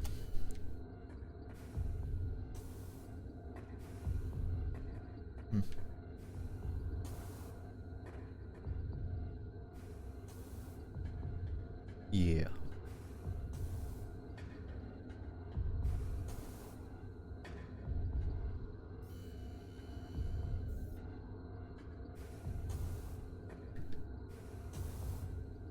Would it be wrong to play Black Mesa for my...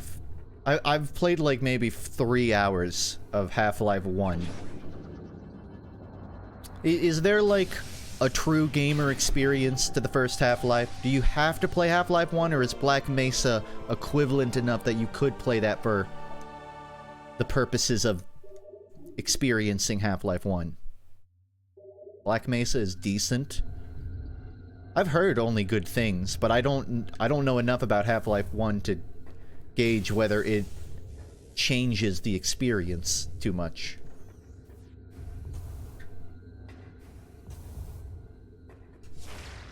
Remake Zen, but it sucks. Black Mesa doesn't quite capture the aesthetic. Okay. The source port is much better. I think I might just play the initial one. Source port would work. And then finish Half-Life 2. And then I can do Black Mesa later if I really feel like it. I have already played Alex, so that cuts down a bit on the Half-Life games I need to complete.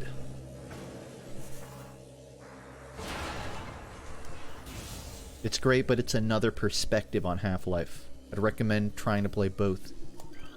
Alright, that definitely covers my bases then.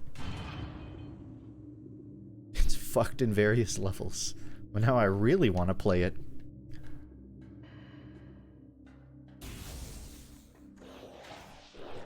Oh yeah, this is the fight. I'm almost sure this is like the... I beat this boss and then stop playing.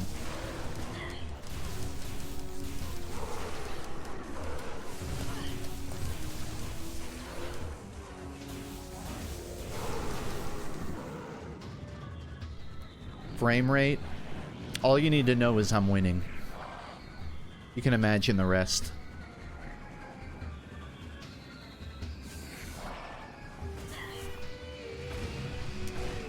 Fuck, I wanted to 180 off of the ramp. You can't give me a ramp and then not involve it in the boss fight.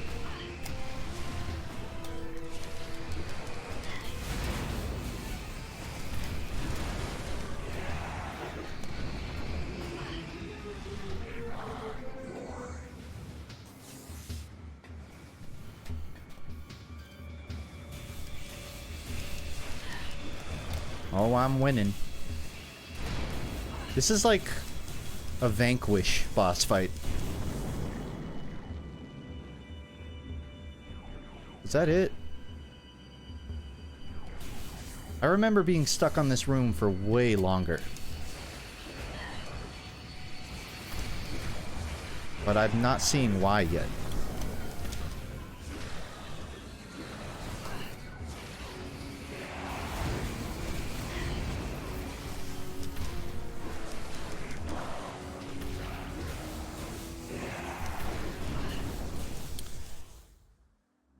Are there any... Man, this is a real niche question. Is there anyone here that's both an expert in Ultra Kill and Yu-Gi-Oh? Because I was watching a video of a Yu-Gi-Oh battle, and there was an elemental hero that looked just like Gabriel. And it made me wonder whether Gabriel's design was inspired by a Yu-Gi-Oh card? Or if it was just total chance. I don't even know what the card was named. There's just some sort of angelic machine looking, or well, armor set looking thing with wings.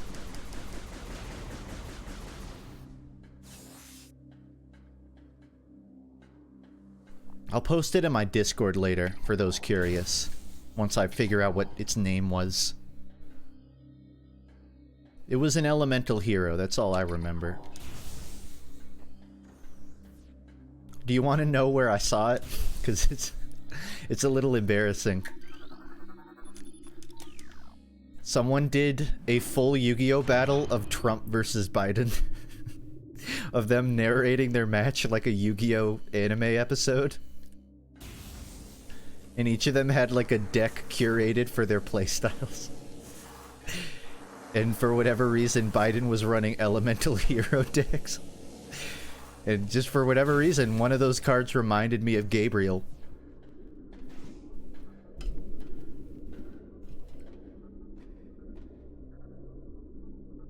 I didn't save before I walked in here.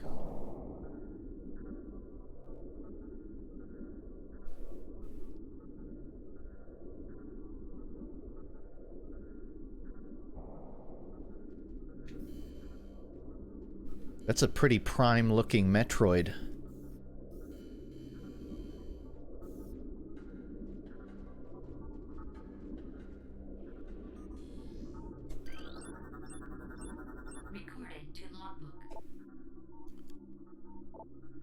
The effects of Phazon have turned these Metroids, a species of alpha predator native to SR-388, into a unique subspecies found only on Talon 4. The Talon Metroid will latch onto its prey and drain energy, growing larger as it does. The only way to shake an attached Talon Metroid is to enter Morph Ball mode and lay a bomb. That's a euphemism if I've ever heard one. Also, why did the scientist's note specify to turn into a morph ball? As if a man in a coat and glasses could instinctively turn into a morph ball.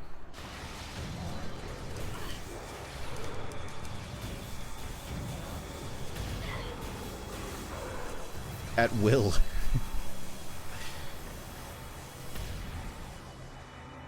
Is Samus even wearing armor? Or is this just sort of high fashion? But the morph ball stuff is just her, like, she can do that without the suit. Everyone can morph ball.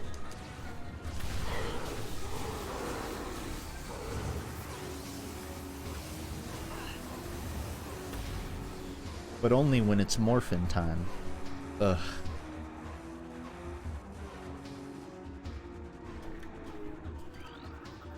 Elemental Hero The Shining. I'm not sure if you're giving me the name or like I'm missing a joke, but if it's The Shining, maybe. I don't know the name, but thank you. That'll help me later when I look it up. Hunter Metroid is showing signs of increased instability and heightened immunity to cold, damping fields.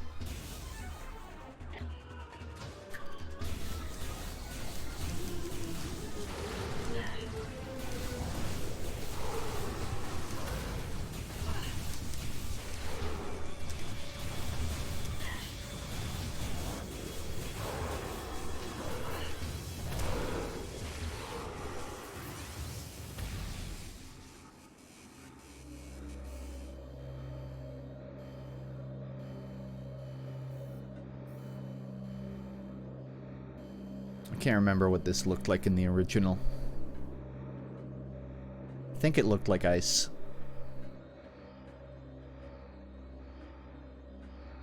Do you mean to tell me you would only wear a lab coat around Metroids? That's a good point. You know, that's actually pretty fair. I would at least be wearing a welder's mask in this work environment. But then again, I haven't seen any hard hats on the floor. I haven't seen any corpses either. Weirdly.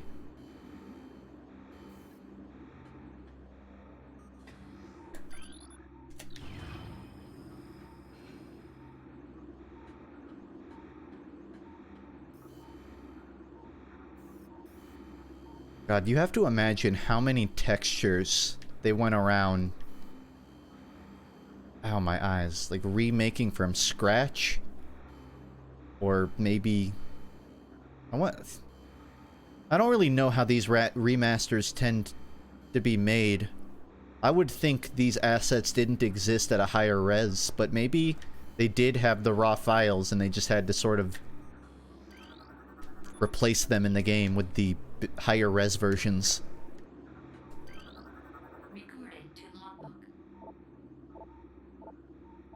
Nintendo seems like a company that would hold on to all their marbles, but you never know. Could be a Final Fantasy situation.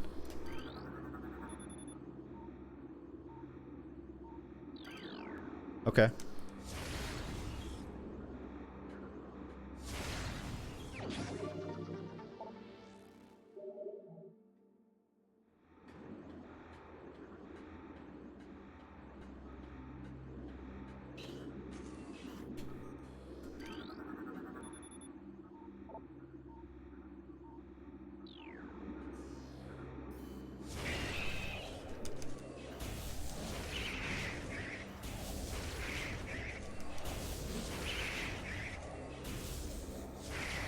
I want to look at it up close, but I don't want it on my face.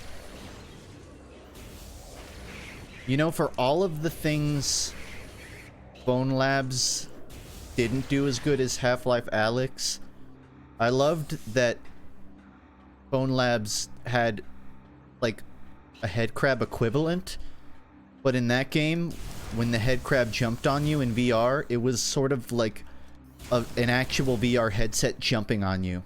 So when a headcrab was on you, you were sort of getting thrusted into this little white box. Like a little jail cell, essentially. I think it was Bone Works, the one that came out first. My mind went to Bone Labs, but it's a VR game that was equated to Half-Life and Half-Life Alyx a lot. Well, until Alyx came out and people saw that it was a lot better than Bone Works. They are the same thing. It kind of bugged me. I didn't really play either, so I don't have a big opinion. But they made Boneworks, and it was kind of more of a demo than it was a game. Like, it has really good physics, and I like the avatar idea. But there's not really levels or story. It's really basic. Enemies all look the same. And then they made a sequel called Bone Labs, where they leaned more into each avatar having a different... Like, you play as different characters with different body sizes and shapes, and each of them plays differently. And it's a cool idea, but there's still not really a game beneath that.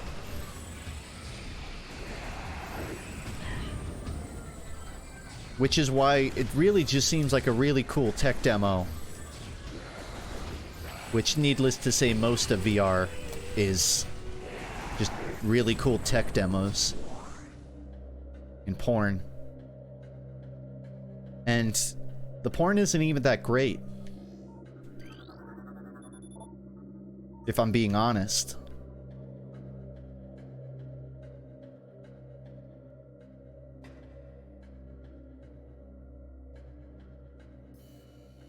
Well, maybe it's great. The ones I tried... I tried downloading some of them just to see what it was like, you know? I was curious what the game was like. As a reviewer, I have to check all the diamonds in the rough. And the problem is all the VR porn games, they release free demos where it's like fully clothed models, and then they try to they try to hustle you out of $20 to buy the full game. Like, you can walk around the model and slap titties around in a bikini. But if you want to go any further, you gotta pull out your wallet. And there's really not any free VR porn games, which is just a missed market right there.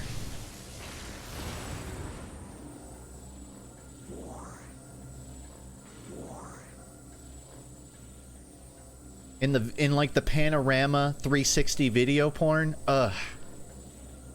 unless you have like a giantess, an Amazonian fetish, don't bother. If you don't understand what that means, good. If you do understand, shame on you.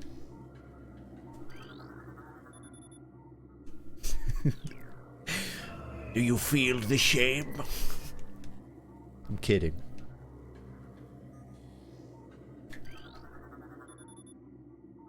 Thermal visor. Thermal visor interfaces will be sent to quarantine area. These visors will be useful for any personnel involved in transport of the unstable test subject here. Hey, Ashy boy. Heard you got kicked out of your own TV show. Didn't Ash... They, like, ended the Pokemon series, and then they just replaced them with characters that are kind of adjacent to Ash. I guess that kind of makes sense. I wonder how the ratings are doing. How good is AI-generated porn right now? Can it make videos? I mean, I guess if you count deepfakes... I don't know how good the deepfake ones are. Those are weird to me. I mean, AI-generated porn is weird in general, but... Not even, like, morally, yeah, but more so just... I don't know. Doesn't... really take some of the authenticity out of porn, which is historically very authentic. FUNKe don't. Well, you don't want my riving opinions on AI porn? Because I'll give them.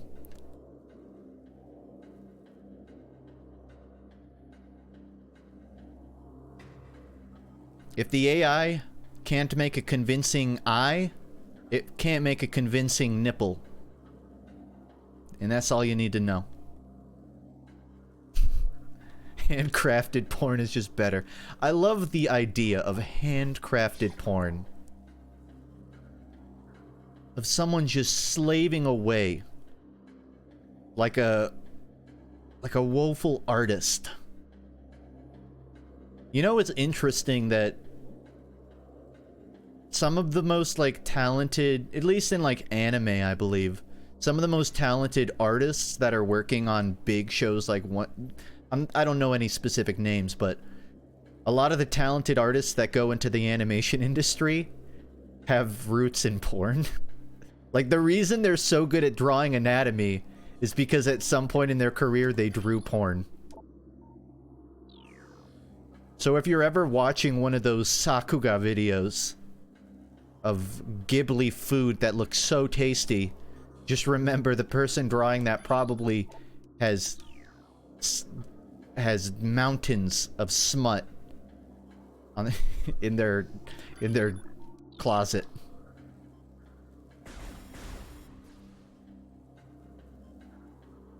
I mean, I think I described on my stream about 3 hours ago about my experience drawing my first cock. So, need I say more? Central tank auxiliary circuit connection terminated. Okay.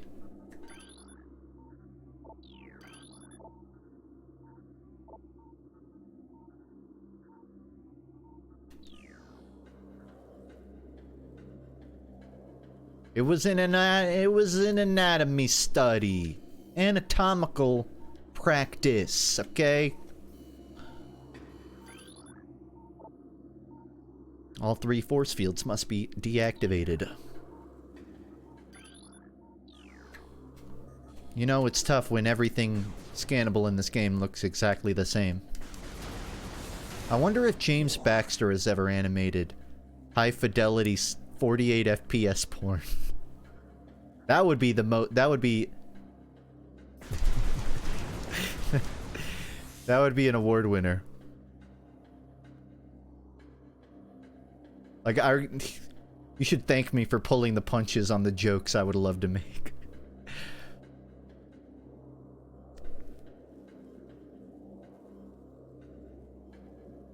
Is it weirder to be a fan of an artist or actor in porn? It's not weird in the sense that, like, it's pretty understandable. It's weird in the sense that, like, it's obviously parasocial. Like it might not be the healthiest for the sexual drive to sort of conflate admiration for an artist with sexual attraction, but who exactly is writing the rule book on that? I mean, there's a porn star that you admire, and you're not, like, being a creep to them about it. It's probably alright.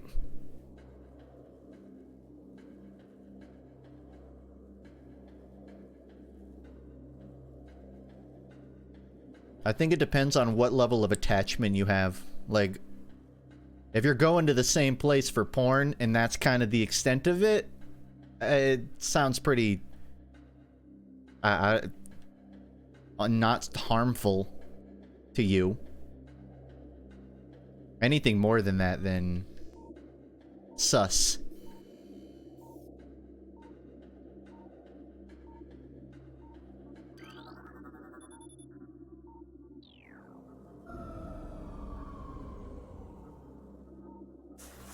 To be fair, it's a circular room. I kind of have to walk in circles.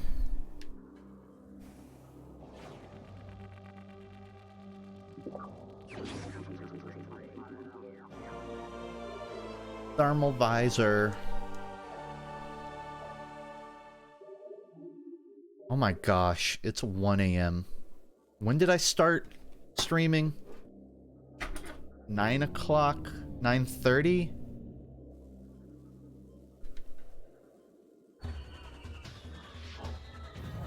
I think I'm probably gonna find the next save point. Because I like doing this in little 4-hour bursts. It's enough that I make really good progress, but not so much that I like get burned out or lose sleep.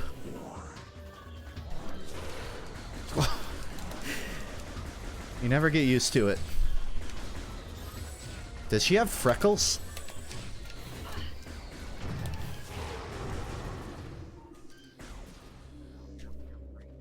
Bro, I figured out the thermal visor button after I cleared the room.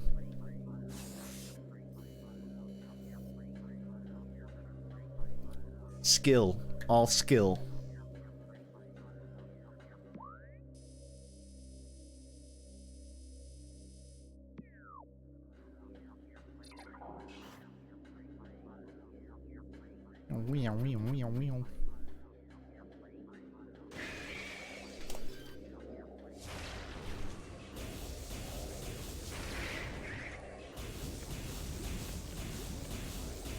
This is what it feels like when you lose your glasses.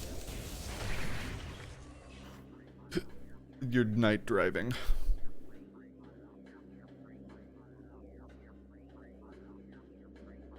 I thought that'd be clever, but it's just blurry. So that was really just a statement of fact. There really wasn't any comedy to what I just said.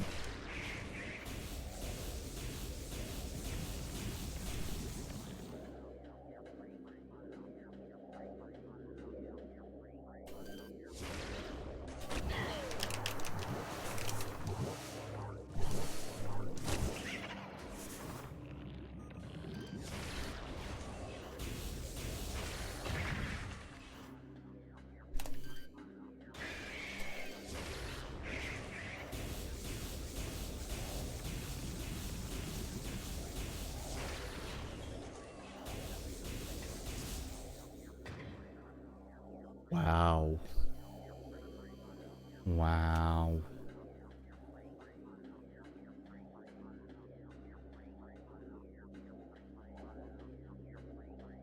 I remember the last time I changed out my glasses, I asked about getting contacts, and they're like, yeah, you can do that. I just need to see you try them on. And I asked if I could just get the contacts and go home. And they were like, no, we have to see you put the contacts on first so I know you can get them. I didn't realize you have to pass a fucking SAT to get contacts, but apparently you do. Because I was there for an hour straight while this poor lady was on her phone across the table from me watching me try over and over again as they fall out. And she just goes very detachedly, no, keep trying. And after about an hour and 20 minutes, I folded, to be completely blunt about it. I was like, could I maybe set up an appointment for next week to come back and do this? I need to go home and hype myself. And then I flaked. A week passed and I did not go back. One day I'll get the contact treatment.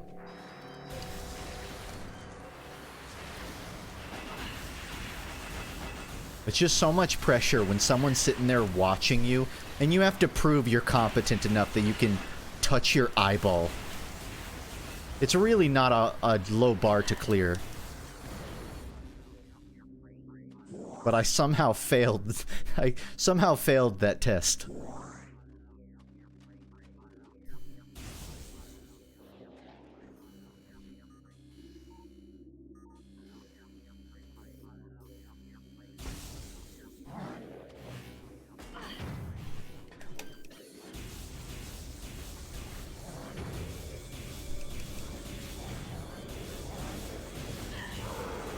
They should make a eye contact that goes above your eyelid.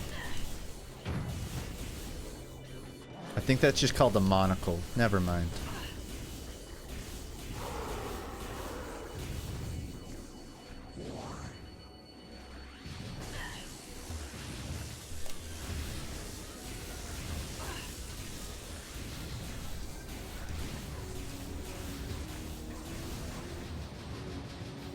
I think I still have, like, a full... I have one more bar of health, but I really want to be cautious, because... I have to cross... like, 4 more rooms to get to a save point.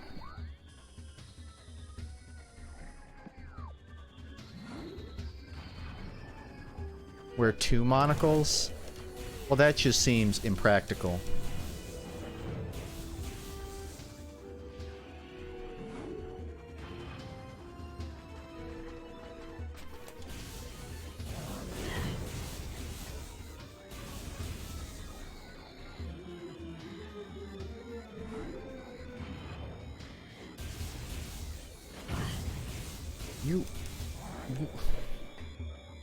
It's just... I don't have, like, curved shots, so it's hard to fight them when they sort of camping the edge.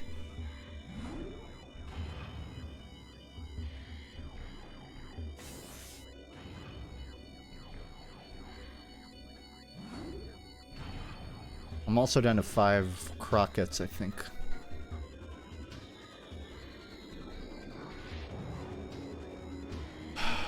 If I die, I'm gonna have to redo the whole Metroid room, I think.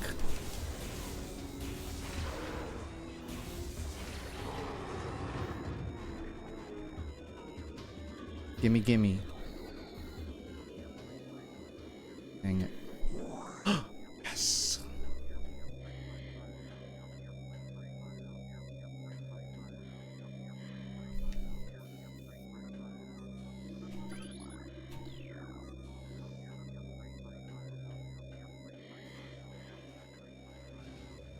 Whoa, whoa, whoa, whoa, whoa. Chill.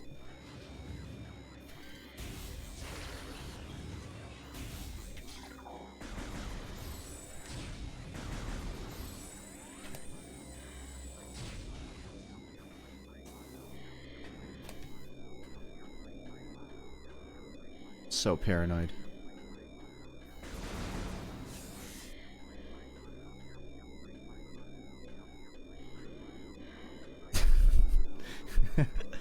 If I die, I am having the most pornless discussion of my life. You know how blind I am? I saw this door and thought it was a smiley face. It's like a Minecraft Steve. Right?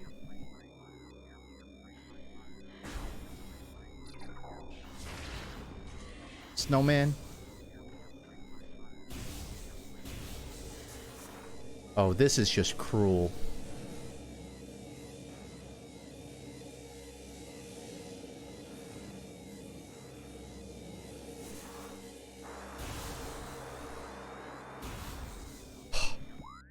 Oh, I'm almost there. 1, 2, 3! I have to clear 3 more rooms. Okay, think... Is there any wall chicken?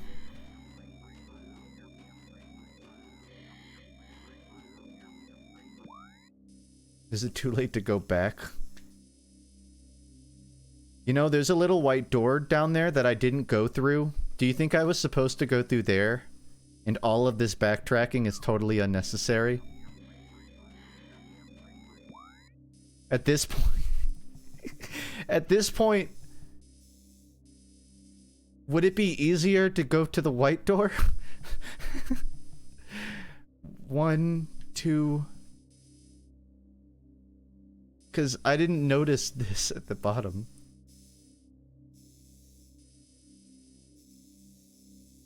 I kind of want to flip a coin. But all I have is a guitar pick. Heads. And I backtrack to the white door. Tails, I continue to the save point. Slash roll 1d2.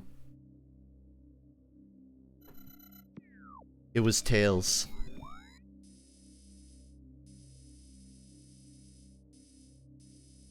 Okay, well the good news is I really only need to clear 2 rooms, because the rest is like elevators.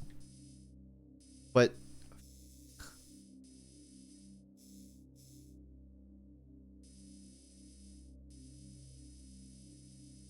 I can't believe I didn't notice the blue door at the the white door at the bottom. But I don't want to go to the save point, because then I have to do all of these rooms again just to continue. And at that point... I might as well just risk it. I'm gonna go to the white door, but if anyone knows definitively that's like a dead end, tell me now. Or don't. And get your shot in Freud. See if I care.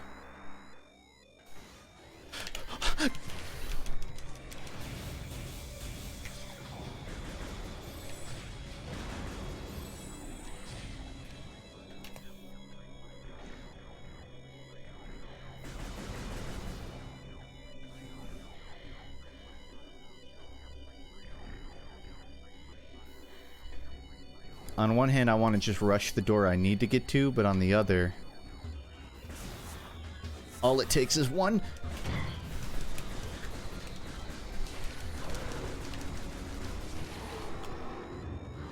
Fuck!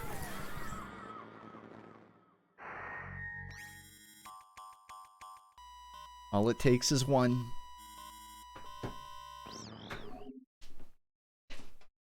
So here's the upside. I was gonna need to walk through all those doors anyways. So now I just get to do it with full health. Wait, how far back am I? Am I gonna have to do the whole...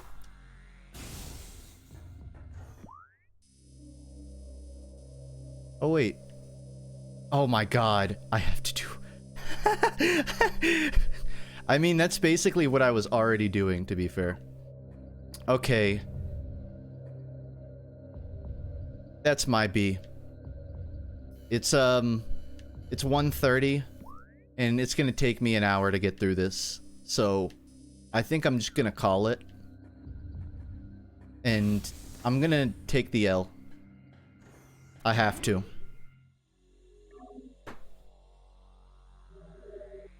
But I am going to stream tomorrow around the same time, 8 o'clock ET-ish.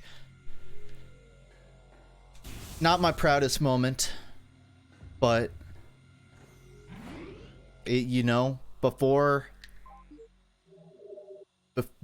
every after every wave comes a low tide. I think that sounds even sadder. This is my redemption arc. I will knock this out tomorrow and continue onwards at my really good Metroid Prime gameplay. Thanks for hanging out, okay? And I have a Discord and a Twitter if you want to know when I go live or whenever I post about content I'm doing. And yeah, be streaming tomorrow. See you maybe then or whenever our paths cross again. Thank you again for any subs, any chatters, any lurkers, anything at all. And be seeing ya. Bye.